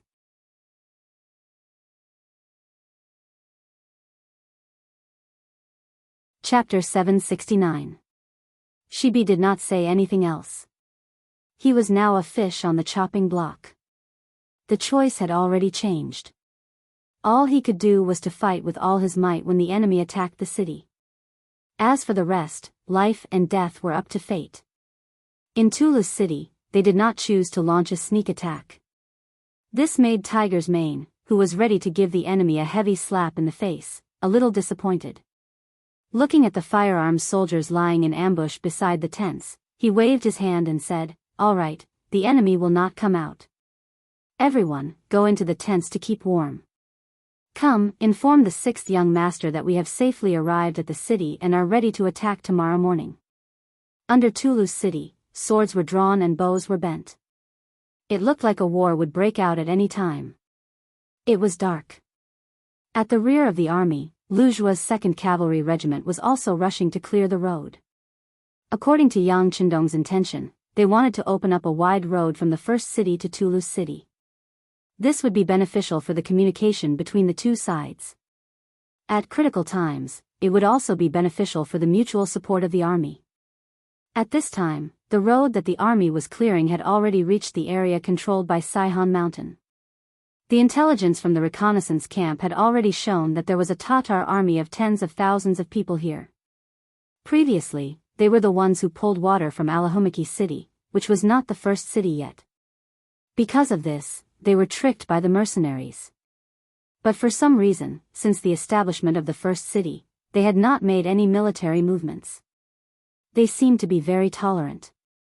A dog that bites does not bark.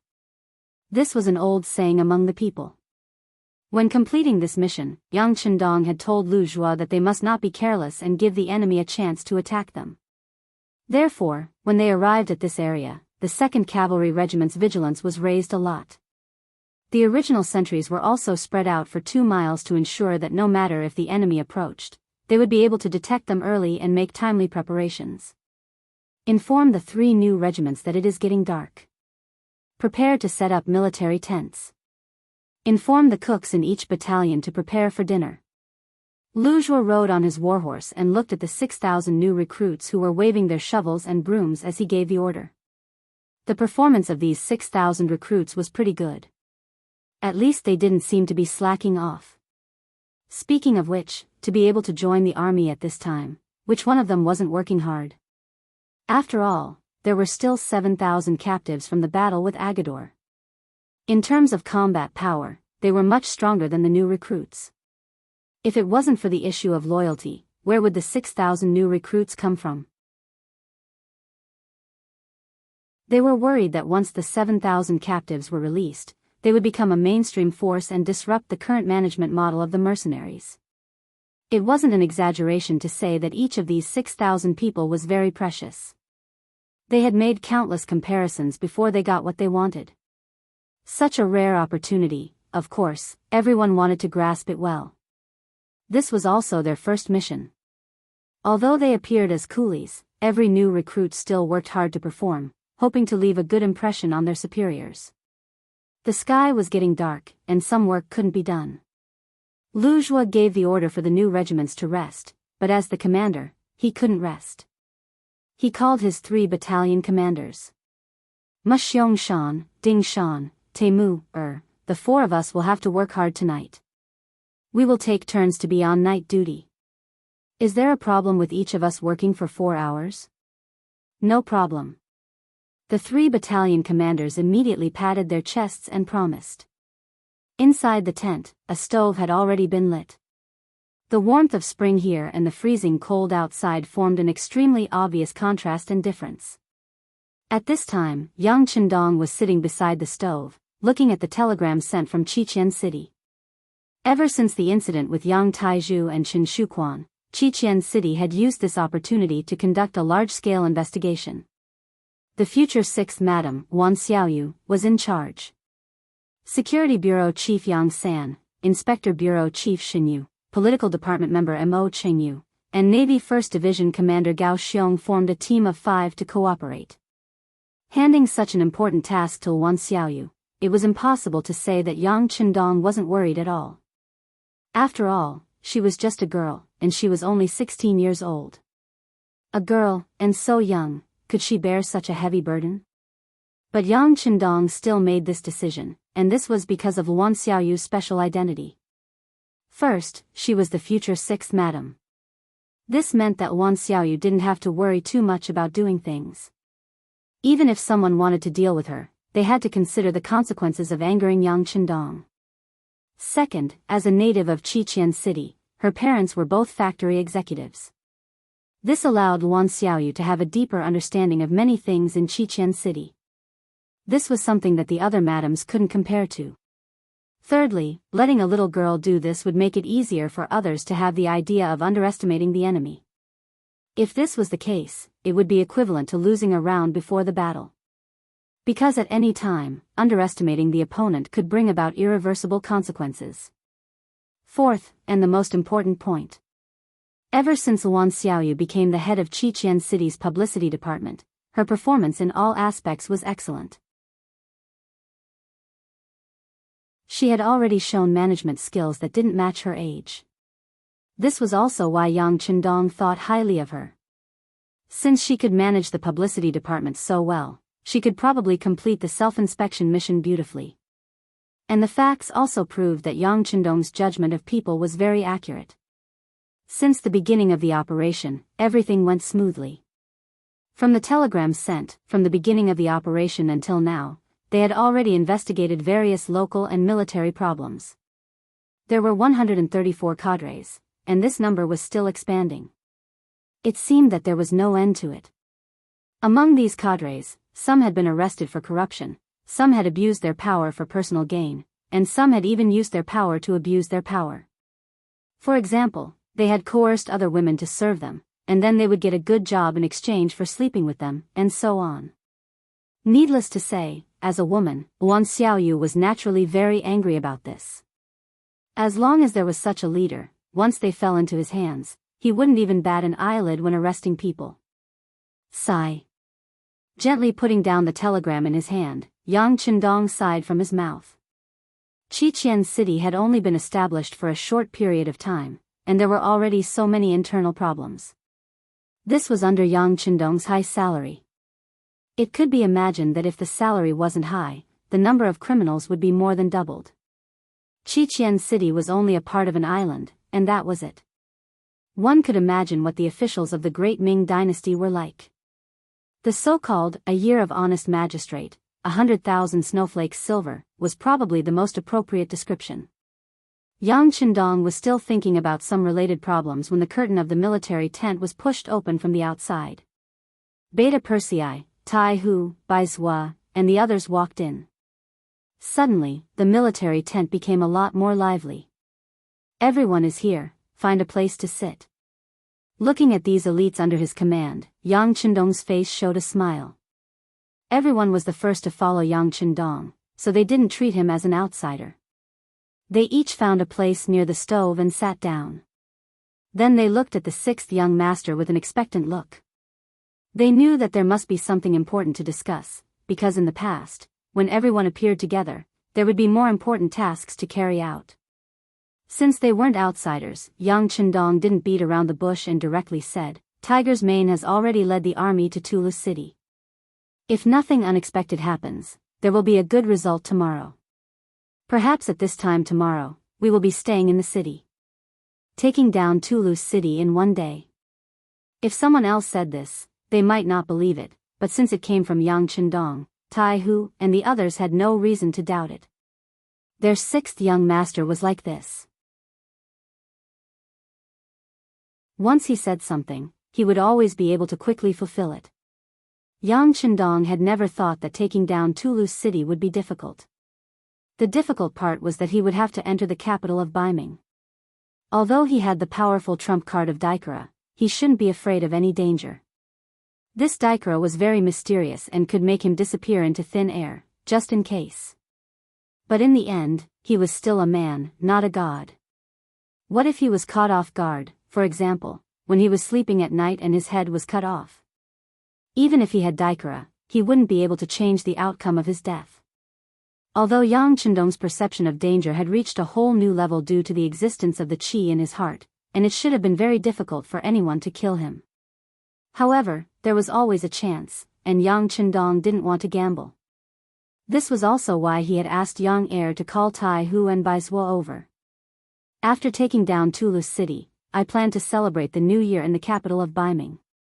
There are some things that have to be resolved. Now, I want you to accompany me to the capital. How about it? Are there any difficulties? Yang Qindong still looked at Tai Hu and Bai Zuo with a smile. Although he said that he was asking, he was actually informing them. Not many people knew that Yang Qindong was going to Baiming to celebrate the new year. For example, in the first city, only Yu Mian knew. Tiger's Mane and Beta Persei already knew. Therefore, when they heard this news, Tai Hu and Bai Zuo were stunned. It was precisely because they had followed Yang Qindong for a long time that they knew better than anyone else what kind of attitude Baiming had towards the sixth young master. In a sense, Yang Qindong would be the person who would overthrow the great Ming dynasty. This could already be seen from the various signs he had shown. And for such a person, there were probably many people in Baiming and southern Ming who wanted him dead. One could imagine the danger of entering Baiming at this time. As subordinates, whether it was Tai Hu or Bai Zuo, if they had a choice, they all hoped that Yang Qindong would give up on this decision. However, they knew that since the sixth young master had spoken to them so formally, he had already made his decision. What they needed to consider now was not dissuasion, but whether they could ensure the safety of the sixth young master.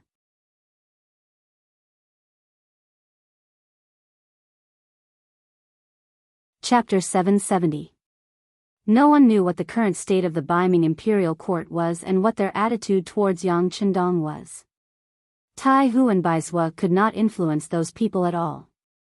All they could do was try their best to protect the sixth young master's safety.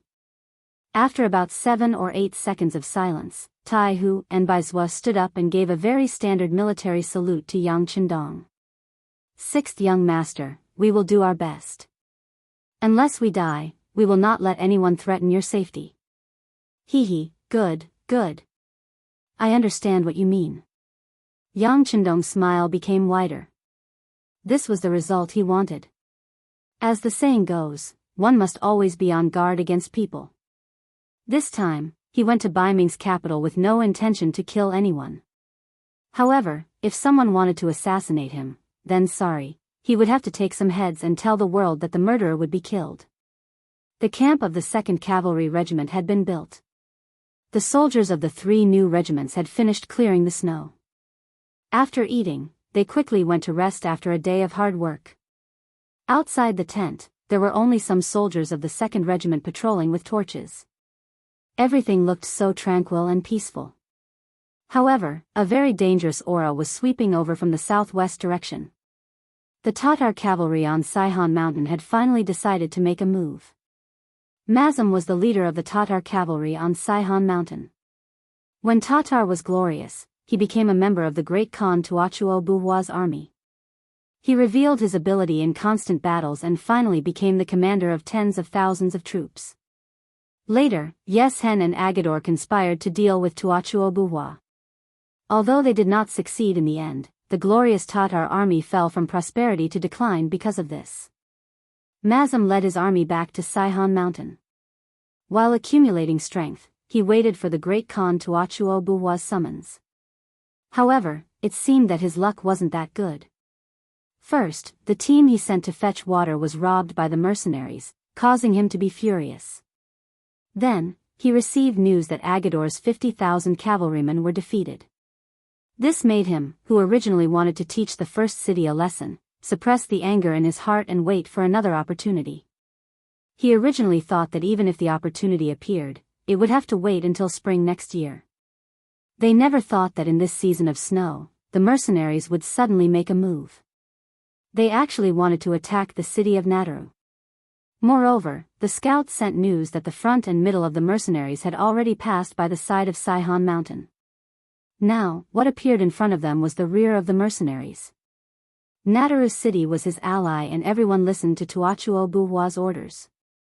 However, facing the main army of the mercenaries' main army, Mazam was not confident that he could severely injure them and force them to retreat. He could only watch them pass by him. Until the rear army arrived, he saw hope. Your mercenaries are powerful. They can even defeat the main Tatar army led by Agador. I can't afford to offend them. However, how powerful could your rear army be? Especially when the information from the scouts indicated that there were still 6,000 new recruits in this 8,000-strong mercenary army, Mazem was even more certain that his opportunity had arrived. With the same number of troops, the gap between the recruits and the veterans was very big. It wouldn't be an exaggeration to say that on the battlefield, in a chaotic battle, even 5 rookies might not be a match for 1 veteran.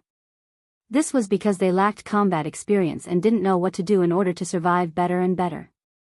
Therefore, under normal circumstances, no matter how many recruits there were, it was difficult for the veterans to pay attention to them. But now, there were only 2,000 veteran mercenaries and 6,000 new recruits. This gave Mazem hope. He called over his most valued general, Boris, and decided to give him 5,000 cavalrymen to launch a surprise attack on the rear of the mercenaries at the foot of the mountain and cut off their escape route. Not only would he be able to take revenge for the water, but it was also equivalent to giving his ally, Amu Gulang, another form of support. After Bila received the order, he immediately gathered 5,000 cavalry and left the city after eating an early dinner. When the sky was completely dark, he was already less than 10 li away from the rear army of the mercenaries. Damn this weather. Looking up at the sky, Bila found that snowflakes had started to fall again. He couldn't help but curse. If it was summer, he would be able to reach the front of the enemy with a few charges. Then he would charge into the enemy's camp and cut off the enemy's head. But now, in such bad weather, the heavy snow had submerged the hooves of the warhorses. How difficult would it be to charge? Pass down the order. Everyone dismount and lead the horses forward. Maintain the strength of the warhorses to the greatest extent and slowly advance forward. Helpless, Bila had no choice but to make such a decision.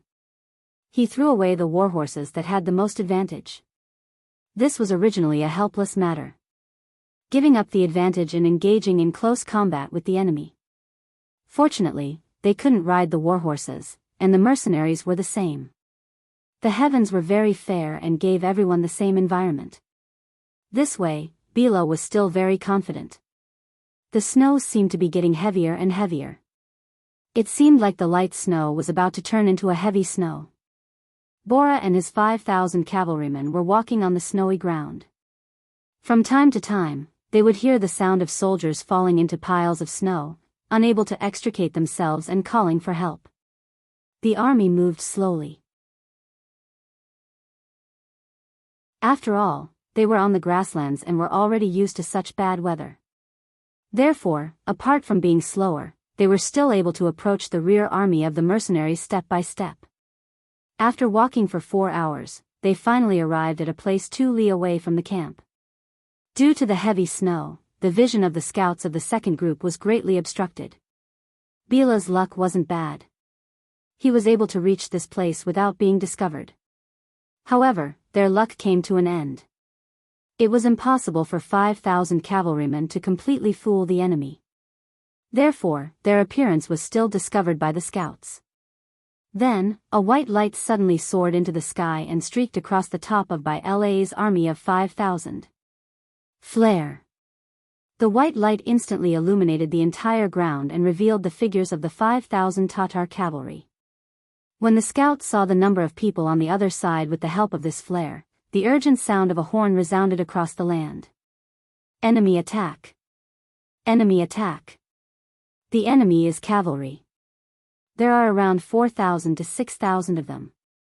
After the scouts estimated the enemy's military strength based on their experience, they began to run as fast as they could, shouting and spreading the news. What is that? How can it be so bright? Could it be that the moon has fallen from the sky? The Tatar army that had been alarmed by the flares began to discuss among themselves. They had never seen or even heard of a flare before. At this moment, many of them were trembling in fear. Bila was also shocked by the flare. However, as the main commander, he knew that now wasn't the time to discuss this. How to stabilize the morale of the army and obtain victory was the most urgent matter. All soldiers listen to my order. Charge with me. The enemy only has 2,000 veterans and 6,000 recruits. We launched a surprise attack. They are no match for us. Bila used an extremely bewitching voice to speak. Then, he used his actions as an example and led his horse to charge forward. If Bai La could abandon his horse and charge forward with the 5,000 Tatar soldiers, it would be possible for them to launch a surprise attack over a distance of 2 li. They might even be able to obtain victory. However, the grassland warriors trusted their horses too much. They didn't know what kind of consequences such an action would bring. The flare shot into the sky. This scene was clearly seen by the commander of the 2nd Battalion, Ding Shan, who was on night watch. His expression immediately became serious. He said to the soldiers beside him, "It's an enemy attack. Blow the whistle immediately. Everyone, gather." Beep beep beep, beep beep beep, the hurried whistle sounded and spread throughout the entire camp. Out of conditioned reflex, all the soldiers who were still sleeping when they heard the whistle immediately reacted. They got dressed and got up. They took the weapons piled in their tents and rushed out of the camp to gather their troops. The 6,000 new recruits also rushed out of their tents one by one. However, many of the soldiers were still in a sleepy state. There were even some who showed dissatisfaction. During the day, they worked hard to sweep the snow. At night, they still had to conduct an emergency training. Would they still have the strength to work during the day? The soldiers who had such thoughts were not the only one. They all had dissatisfaction on their faces. However, when they saw the commander of the 2nd Cavalry Regiment, Lu Zhua, walk in front of their troops, everyone's expression became serious. They were very clear that if they wanted to gain a foothold in the mercenary army, every performance was very important. They couldn't let the commanders see their lazy side. "Soldiers, we have encountered an enemy attack. The enemy is less than 2 miles away from us.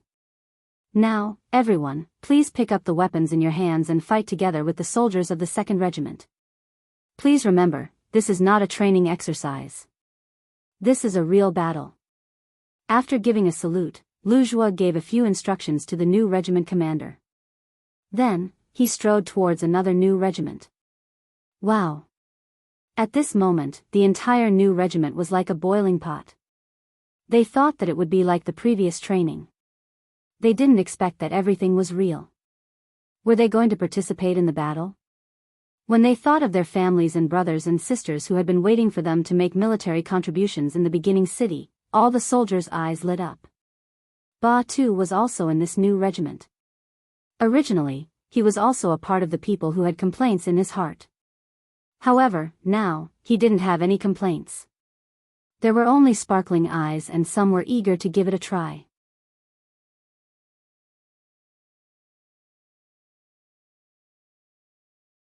Chapter 771. Mother, sister, just wait for the good news of my meritorious service. Ba Tu encouraged himself in his heart and made up his mind. Then, his right hand gripped his saber even tighter. Very quickly, the recruits of the 3 regiments knew that this was not a drill, but a real battle. The 6,000 soldiers suppressed the excitement in their hearts and turned it into motivation. Each and every one of them widened their eyes and clenched their fists. They couldn't wait for the enemy to appear in front of them and let them kill to their heart's content. Recruit 1st Regiment, come with me to get your bows and arrows. Starting from the 1st Company of the 1st Battalion, come with me. The commander's voice sounded in the silent night. Squads of soldiers followed the voice and followed the shadow to the carriage behind them. They were in charge of escorting the supplies. Not only did they have all the necessities like bows and arrows, but they also had a lot of them. The 3 new regiments began to move. Lu Zhua also walked to the side of his 3 battalion commanders. You guys go and prepare. We have already cleared a piece of the snow nearby and it's just enough for the cavalry to spread out. In a while, when the enemy is suppressed by the bows and arrows, you guys have to rush out when you hear the call to charge. Remember, the 6,000 recruits are watching you. Don't smear the reputation of our reinforced 2nd Regiment. Hearing Lu Zhua's instructions, the 3 battalion commanders said in unison, Commander, don't worry. Just wait and see our performance. From the moment they received the news of the enemy's attack to the time they prepared for battle, Lu Zhua and his 3 battalion commanders didn't show any signs of panic. Everything was just as Yang Chendong had said. They had to maintain a fighting spirit at all times. Only then could they face the battle calmly and without panic. The mercenary camp was ready to face the enemy. Not far away, after a quarter of an hour, Bai Lu finally appeared with his 5,000 cavalrymen. If they had abandoned their horses, they would have saved more than half of the time. This way, the mercenaries wouldn't have time to gather and prepare. Unfortunately, Bai Lu missed the golden opportunity to attack. Now that he appeared, he had already become a live target. The reinforced 2nd Cavalry Regiment didn't have any firearms and couldn't kill enemies from a distance. However, each of them had a strong bow and 50 arrows, which gave them great confidence. Bala finally appeared and saw the mercenary tents in the distance. But what puzzled him was that the surrounding area was obviously pitch black, and there wasn't even a single torch. It gave people the feeling that it was as silent as a dead camp. The scene in front of Bella gave her a bad feeling. However, since she had already rushed here, she had no choice but to release the arrow. He could even feel that there were pairs of eyes staring at him from the darkness, but he still gave the order for the entire army to charge. Everyone, abandon your horses and charge forward as infantry. It's time to defeat the mercenaries and spread the fame of our Tatar cavalry. Let's kill them together.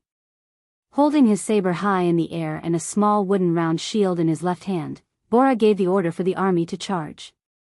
Kill! Under the command of their commander, the 5,000 Tatar soldiers roared and charged forward like a tide. In the darkness, the black color was like water, giving off a majestic and boundless aura. The mercenary tents were dark and silent. Under Lujua's command, all the torches were extinguished. After waiting for a few minutes, everyone's vision returned to normal and they could clearly see the enemies in the distance. When they saw that there were so many enemies that it was as if there was no end to them, many of the recruits began to break out in cold sweat from their foreheads, bodies, and palms. Although their usual training was based on actual combat, and in the short 2 months of recruit training, they had carried out several military exercises, but exercises were still exercises and couldn't be treated as real. This time, they were facing real enemies. If they weren't careful, they might lose their lives here. People would die in war. Everyone understood this principle. The only difference was who would be the one to die. Calm down, take a deep breath. Think of our family members who are waiting for good news. Think of the beautiful future. Look at the target, adjust your breathing, and prepare to release the arrows. Mixed in with the recruits, there were many veteran squad leaders and vice squad leaders. They felt the changes in the recruits and constantly spoke words of encouragement. Voices sounded one after another, causing the originally nervous and restless recruit camp to become much quieter. At this time, the Tatar soldiers had already rushed to a position 80 meters in front of the camp. They had already entered the range of the bows and arrows. Release the arrows. A loud shout suddenly sounded. It was the voice of the 1st Regiment leader of the recruits. The 2nd Regiment leader and the 3rd Regiment leader of the recruits responded in unison. Out of instinct, as soon as the voice fell, countless arrows broke through the air and shot towards the Tatar soldiers.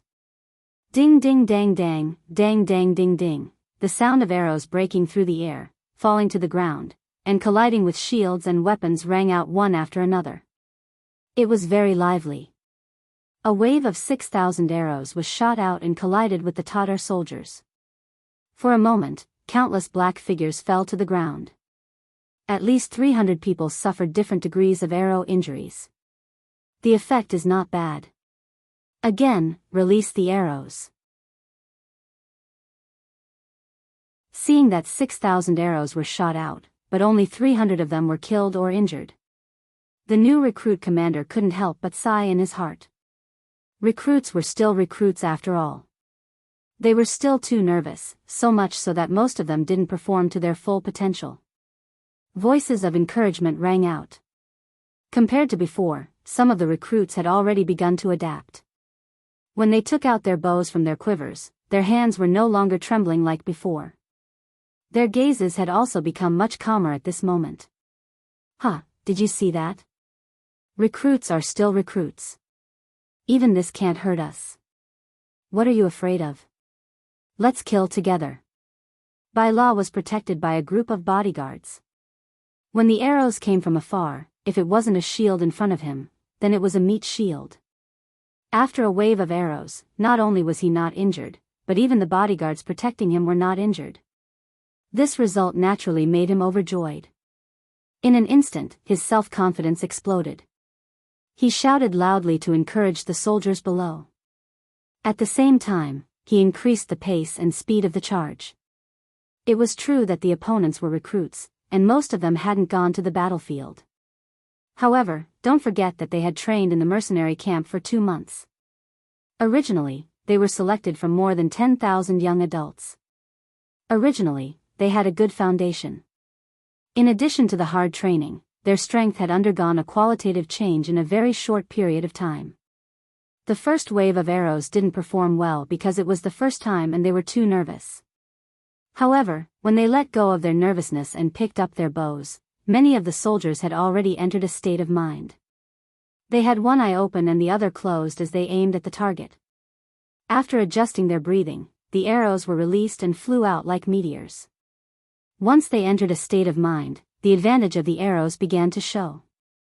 Even if only 1/6 of the 6,000 soldiers hit the target, the result was still very frightening. When the arrows fell into the Tatar army, the result was that more and more soldiers were hit by the arrows and fell on the path of the charge. Good. Good shot. Seeing the enemy falling to the ground one by one and only less than 6 out of 10 were able to reach the front, the commander Lu Zhuo laughed loudly. Come, blow the horn of charge. It's time for us to counterattack. Toot toot toot toot toot, toot toot toot toot toot, the loud and clear horn of charge had been blown.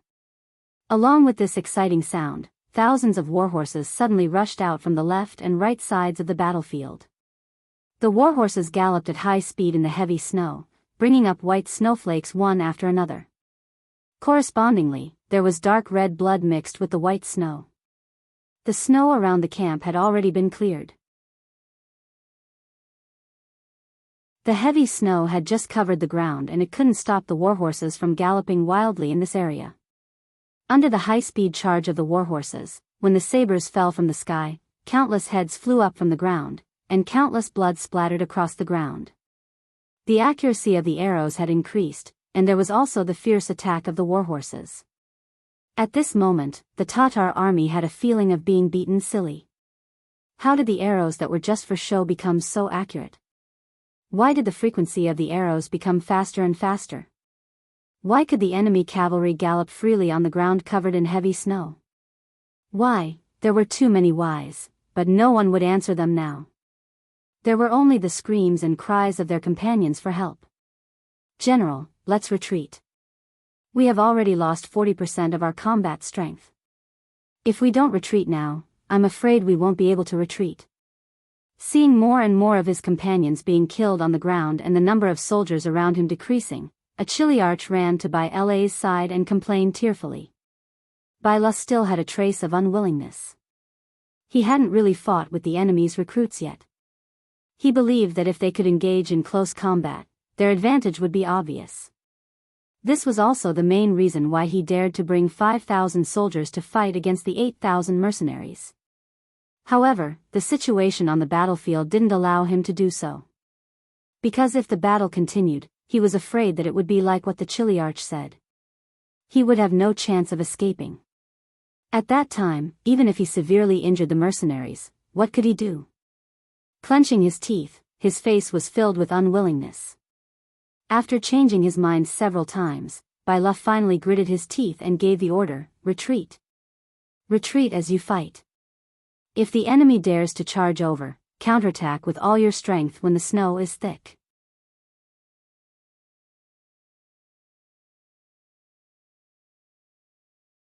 Chapter 772. The Tatar army retreated. They came like the tide and left like the ebbing tide. Seeing this, the 6,000 recruits cheered in excitement. Then, someone shouted, "Kill!" Then, the 6,000 soldiers chased after the retreating Tatar army. Due to the terrain, the 2,000 veterans of the 2nd Cavalry Regiment had limited space to move around. When they chased the enemy into deep snow, the only thing they could do was to watch the enemy escape. At the very least, they could only fire a few more arrows. However, the new soldiers who relied on their legs didn't care about this. They charged through the thick snow and rushed in front of the Tatar soldiers running behind them. They brandished their swords and hacked at them. The number of soldiers in the new regiment was too many. Perhaps they didn't have much experience in fighting, or perhaps it was their first time seeing blood. However, when 4 or 5 or even more recruits simultaneously attacked a veteran, even if the veteran's strength wasn't bad, 2 fists were no match for 4 palms. In the end, after leaving behind nearly 100 corpses, they fled in a sorry state. Withdraw the troops and return to camp. Following the military strategy of not chasing a cornered enemy, Wuxia promptly ordered the overly excited recruits to stop. The snow in front of them was too thick. If they fought there, no one would be able to gain an advantage. And he wouldn't do a losing trade. The commander gave the order. Following orders was always the first lesson for the recruits. No matter how dissatisfied they were, they could only obediently retreat. Then, they counted the spoils of war and the number of enemies killed. Originally, Bai La was prepared to counterattack halfway. Seeing that his last chance was gone, he sighed and led the army back to Saihan Mountain. He had already lost 2,000 soldiers and horses. Now, he no longer had any advantage in terms of military strength. If he continued to fight, he would only be looking for trouble. In the end, it wasn't that Bai La didn't have a chance to win. If he could have abandoned his horse at the earliest moment and suddenly attacked, the 3 new regiments wouldn't have enough time to assemble. Under the chaos, they wouldn't be able to form an effective resistance. Only the heavens knew what the result would be. The failure of command made Bai La return in failure. He didn't seize the fleeting opportunity. Wuxia ordered people to clean up the battlefield and count the results. At the same time, he ordered people to quickly report the results to the 6th young master at the front. In the warm tent, young Chendong, who was sitting beside the stove, already knew the news of the Tatar army on Saihan Mountain. However, he didn't care much.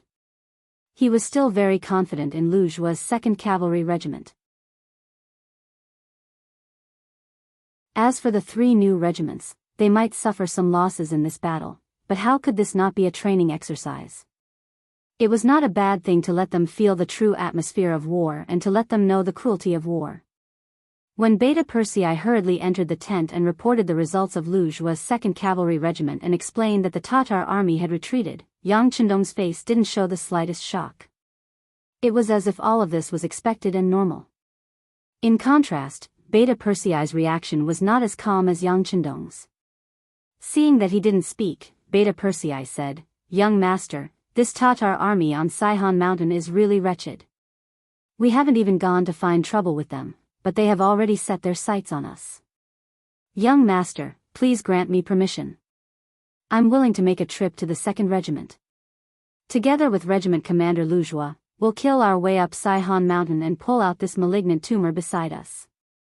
Young heir was a little angry. Of course, he also wanted to make a contribution. Although he was a servant of the Yang family and should be by Yang Chendong's side, he didn't want to miss the opportunity to perform well on the battlefield. No need. Yang Chendong shook his head and said indifferently, "They won't be able to do anything. Let them stay there for now. When the time is right, we will naturally clean up these bugs." It was freezing cold outside, and it was snowing heavily. It would be extremely difficult to rush up Saihan Mountain at this moment. There was no need to spend so much effort to deal with an enemy that couldn't threaten their safety at all. In the end, Saihan Mountain was not the target of this military attack. Taking down Toulouse city and opening up the passage from the first city to Baiming was the first thing to do. With Yang Chendong's personality, once he set a goal, he would definitely achieve it. Everything else had to give way to him. Since Yang Chendong said that there was no need, Beta Persei knew that it was meaningless to fight for it. He nodded and said, "Young master, Tiger Man sent a message saying that they are ready to attack the city tomorrow. Do you have any other orders?" "Just follow the plan. I don't have any special orders. Yang Chendong shook his head again. Before leaving, he had talked to Tiger Man about what to do. This person had been with him for a long time and knew best in his heart what to do. Tiger Man really knew what Yang Chendong was thinking. If it weren't for the special geographical location of Toulouse City, with just the 10,000 Tatar army, they wouldn't be able to withstand the pressure of the army. What Yang Chendong wanted was a safe passage. That being the case, Toulouse City must be taken down. Not only that, but the damage must not be too serious. Otherwise, how could a ruined city house the army and the people? In this world of ice and snow, even if they wanted to rebuild the city, the conditions were not enough. So after setting up the camp, Tiger Man called Su He and the other generals to express his intentions. Tomorrow, when we attack the city, we will try to deal with the enemy outside the city. Even if we kill our way into the city, as long as they are not rebels, don't kill them easily. We have to try our best to maintain the good nature of Toulouse City. What we need is a city where people can live and garrison. This is the sixth young master's intention. Does everyone understand? When they heard that it was Yang Chendong's intention, the expressions of the officers, who had not taken it seriously, immediately became serious. They all nodded, indicating that they would abide by the military order and try their best not to destroy the city and not to kill indiscriminately in the city. In the camp, the 10,000 mercenaries had a good night's rest. When the sun rose the next morning, smoke rose in spirals. From afar, it looked like fog, like a paradise on earth. On the walls of Toulouse City, Amu Gulang looked at all this and sighed. What will come will come. Since that's the case, let me go out of the city and see how powerful they are. General, be careful. Deputy General Shibi wanted to persuade him to defend the city with him, but when he thought about how cavalry could only be effective on the open ground, he suppressed the words in his heart. It's fine. People will die eventually. For a general, dying on the battlefield is a blessing, isn't it? Laughing, Amu Gulang put on the armor that his personal guards had given him, mounted his warhorse, and led his 5,000 men out of the city. Below Toulouse, both sides had already gotten into formation. From a distance, they looked neat and orderly, their warhorses standing straight. They were like two colossi standing in the middle of the world. The snow had stopped falling in the early morning. For this battle, both sides had sent out soldiers to clean up the ground to ensure that the cavalry could exert their greatest advantage. The cleared ground in the middle of the battlefield was undoubtedly going to be the final battleground for both sides. Tiger's man, Su He, and the others were also mounted on their horses. They looked at the 5,000 Tatar cavalrymen opposite them, and an aura of death seemed to wash over them. This Amu Gulang is also an expert in commanding an army. It's a pity that such a person would become an enemy. Tiger's man looked at all this and said with emotion. Su He understood Tiger's man's meaning and also saw that he wanted to accept this good general. Because of this, he shook his head and said, "It's useless, Tiger's man. This Amu Gulang is deeply indebted to the great Khan of Tuachuobuhua. He will never surrender. Yes, if he doesn't surrender, then he can only die." Tiger's man also knew that in the face of Su He's persuasion, the other side had no intention of talking at all. This was enough to explain everything. If that was the case, then they would just fight. If they couldn't be friends, then they could only be enemies. At this time, Amu Gulang was also sweeping his eyes over the mercenaries opposite him. When he saw that the other side's army was also neat and orderly, and when he looked at them from afar, a wave of austere aura rushed over. He couldn't help but sigh. Mercenaries were indeed mercenaries. Just from the formation alone, many grassland cavalrymen could only achieve this much. Good formation and strong aura doesn't mean that you have powerful battle strength. Come, everyone get ready. Today we will break the myth of the invincible war god. Everyone listen to my orders, follow this general, charge. Amu Gulang was still holding a 2-meter-long sword in his hand. With a loud shout, he waved his sword forward. The warhorse under him seemed to understand his words and was the first to leave the group and charge forward. The Tatar cavalrymen moved like thunder. Under the city walls of Tulu, they formed a fan and charged towards the mercenaries. As if they knew that the mercenaries had firearms, the 5,000 Tatar cavalrymen were not too concentrated. Instead, they were very scattered. Each cavalryman maintained a distance of at least 3 meters from each other as they charged straight for the kill. The earth trembled as if it was shaking. It was like a tsunami, making it impossible for people to regain their previous calmness. Seeing the enemy cavalrymen charging over with great morale, Tiger's man raised his right hand unhurriedly and loudly ordered, "Independent Regiment, 6 firearm battalions, listen to my orders. Wait until the enemy is 600 meters away before firing. Before that, no one is allowed to move without orders. Otherwise, you will be punished by military law." They had already decided on how to deal with these 5,000 Tatar cavalrymen during last night's meeting. That was to use firearms to heavily injure the enemy.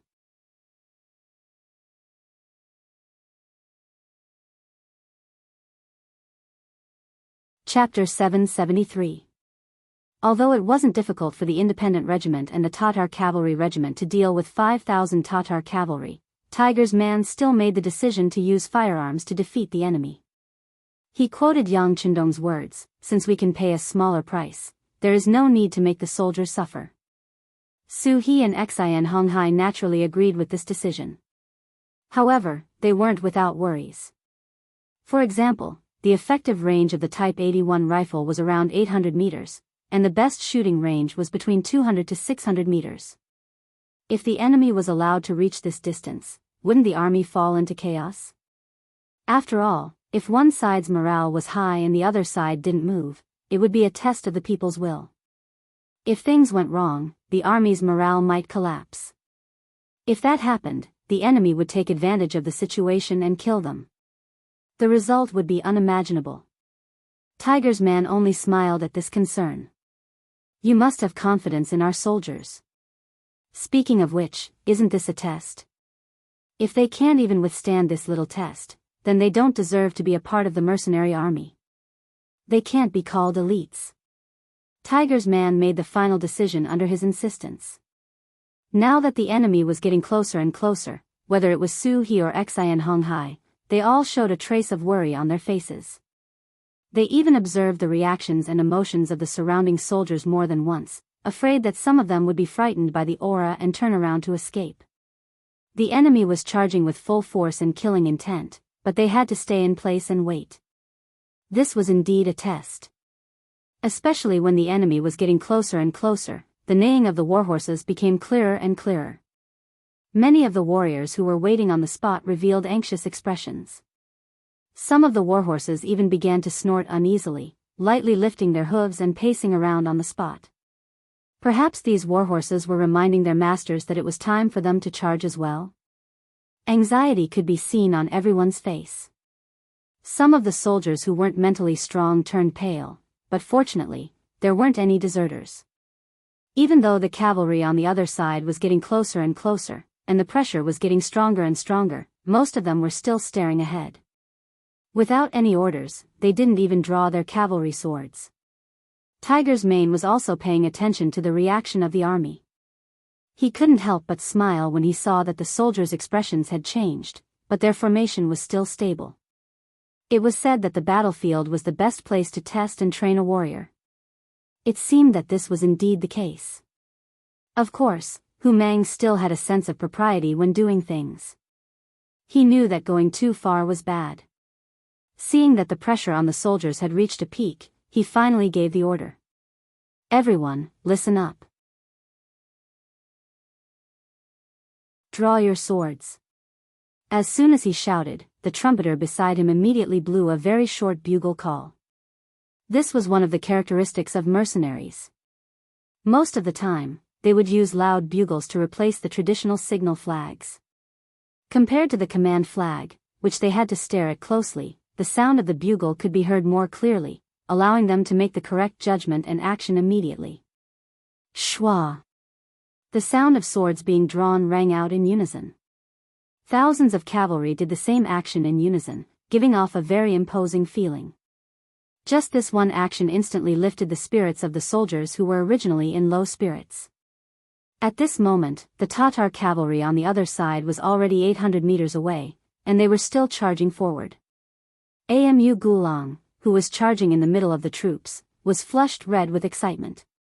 He originally thought that he would definitely lose this battle because he didn't have enough troops. In fact, he came this time with the mentality of facing death with equanimity. The only difference was that he wanted to see how many enemies he could kill in the end. However, he never thought that the mercenaries would be so careless and allow him to bring his troops closer. Could it be that the commander of the enemy didn't know that in order for the cavalry to display their strength, they had to constantly charge and increase their speed, relying on the advantage of speed to increase the power of their swords? Amu Gulang cursed the idiocy of the enemy commander in his heart. He became more and more excited as he saw the hope of victory. He believed that as long as he charged forward, once he entered the camp of the mercenaries, even if the enemy had guns, they wouldn't be able to do anything to him. Perhaps he would really become the first grassland army to defeat the mercenaries. Amu Gulang was very happy, and the cavalry following him were also very excited. They urged their horses to charge forward with all their might, increasing their speed to the maximum. They wanted to charge into the camp of the unprepared mercenaries, and then inflict heavy damage to them to obtain the final victory. Their speed was increased to the maximum, and the distance of 200 meters was covered in a flash. When the distance between the two sides reached 600 meters, Tiger's man's eyes narrowed, and he loudly gave the order to open fire. The sound of the bugle call to open fire broke the silence of the battlefield once again. The 6 battalions of independent soldiers holding the Type 81 rifles rode on their horses, holding their guns. They had already adjusted their breathing, and even aimed at the enemy. Their right index finger moved, and the scene of 10,000 guns being fired at the same time appeared. Bang bang bang bang, the sound of gunfire was loud, and the golden bullets flew toward the Tatar cavalry. Both sides collided on their respective paths, causing flowers to bloom and blood to splatter. When the bullets entered the human body, under the powerful force, some of the bullets directly sank into the human body, causing damage to the tissues. Some of the bullets simply rushed out and entered the body of the second cavalryman behind, causing continuous damage. The sudden sound of gunfire had already made Amu Gulang cry out in his heart.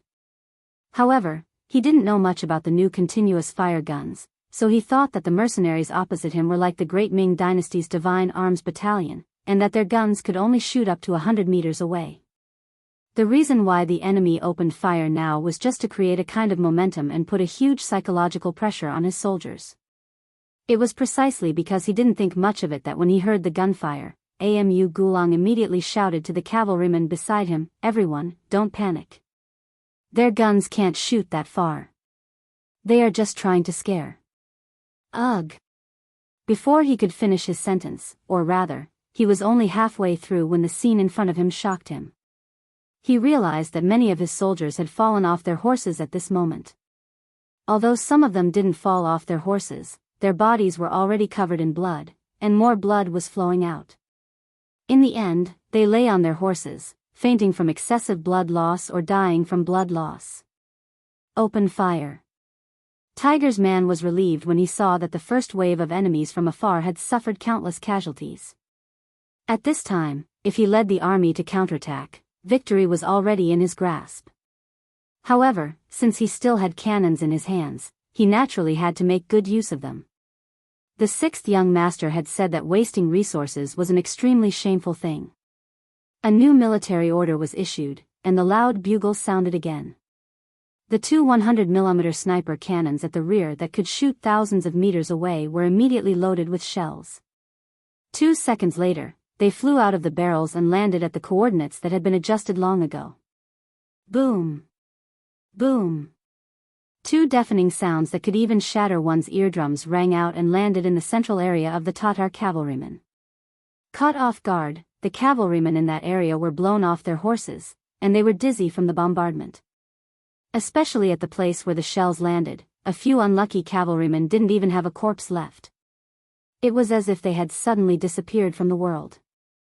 If the gunshots were just an appetizer that greatly hindered the Tatar cavalrymen's forward momentum, then the sudden appearance of the artillery was like a hammer that heavily smashed people's hearts, causing an unprecedented panic. Blow the bugle call, charge. Seeing that the enemy's formation was in chaos, and many cavalrymen were even circling around in place, not knowing where was safe, Tiger's man knew that the opportunity to launch the attack had come. Immediately, he shouted loudly. When the loud bugle call resounded in front of the vast land, countless mercenary cavalrymen began to charge forward. They shouted loudly and released the unhappiness in their hearts just now. They waved their sabers and directly rushed towards the Tatar cavalrymen's formation that was already in chaos. At the rear of the Tatar cavalrymen, the two cannons extended in the direction of attack, and the two shells landed here, making the cavalrymen who were walking at the back feel the threat. The two cannons caused at least 100 casualties. The Tatar cavalrymen had never seen such powerful weapons before, so they scattered and fled. They didn't dare to gather together and slowly advance like before. The rear army was in chaos, and the middle army was also in chaos. This bad sign started to spread to the entire battlefield. Without the support of the middle army and the rear army, Amu Gulang, who was in the front army, seemed to have become a lone army. Looking at the less than 500 cavalrymen around him and the countless mercenary cavalrymen rushing toward him, he was like a fugitive who had walked into a dead end. There was no door to heaven. "General, what should we do?" Seeing that the middle of the army and the front of the army had already lost contact, a guard beside Amu Gulang anxiously asked. At this moment, Amu Gulang's face revealed a firm expression. He gritted his teeth and made the final decision of his life. Kill with me, fight with them.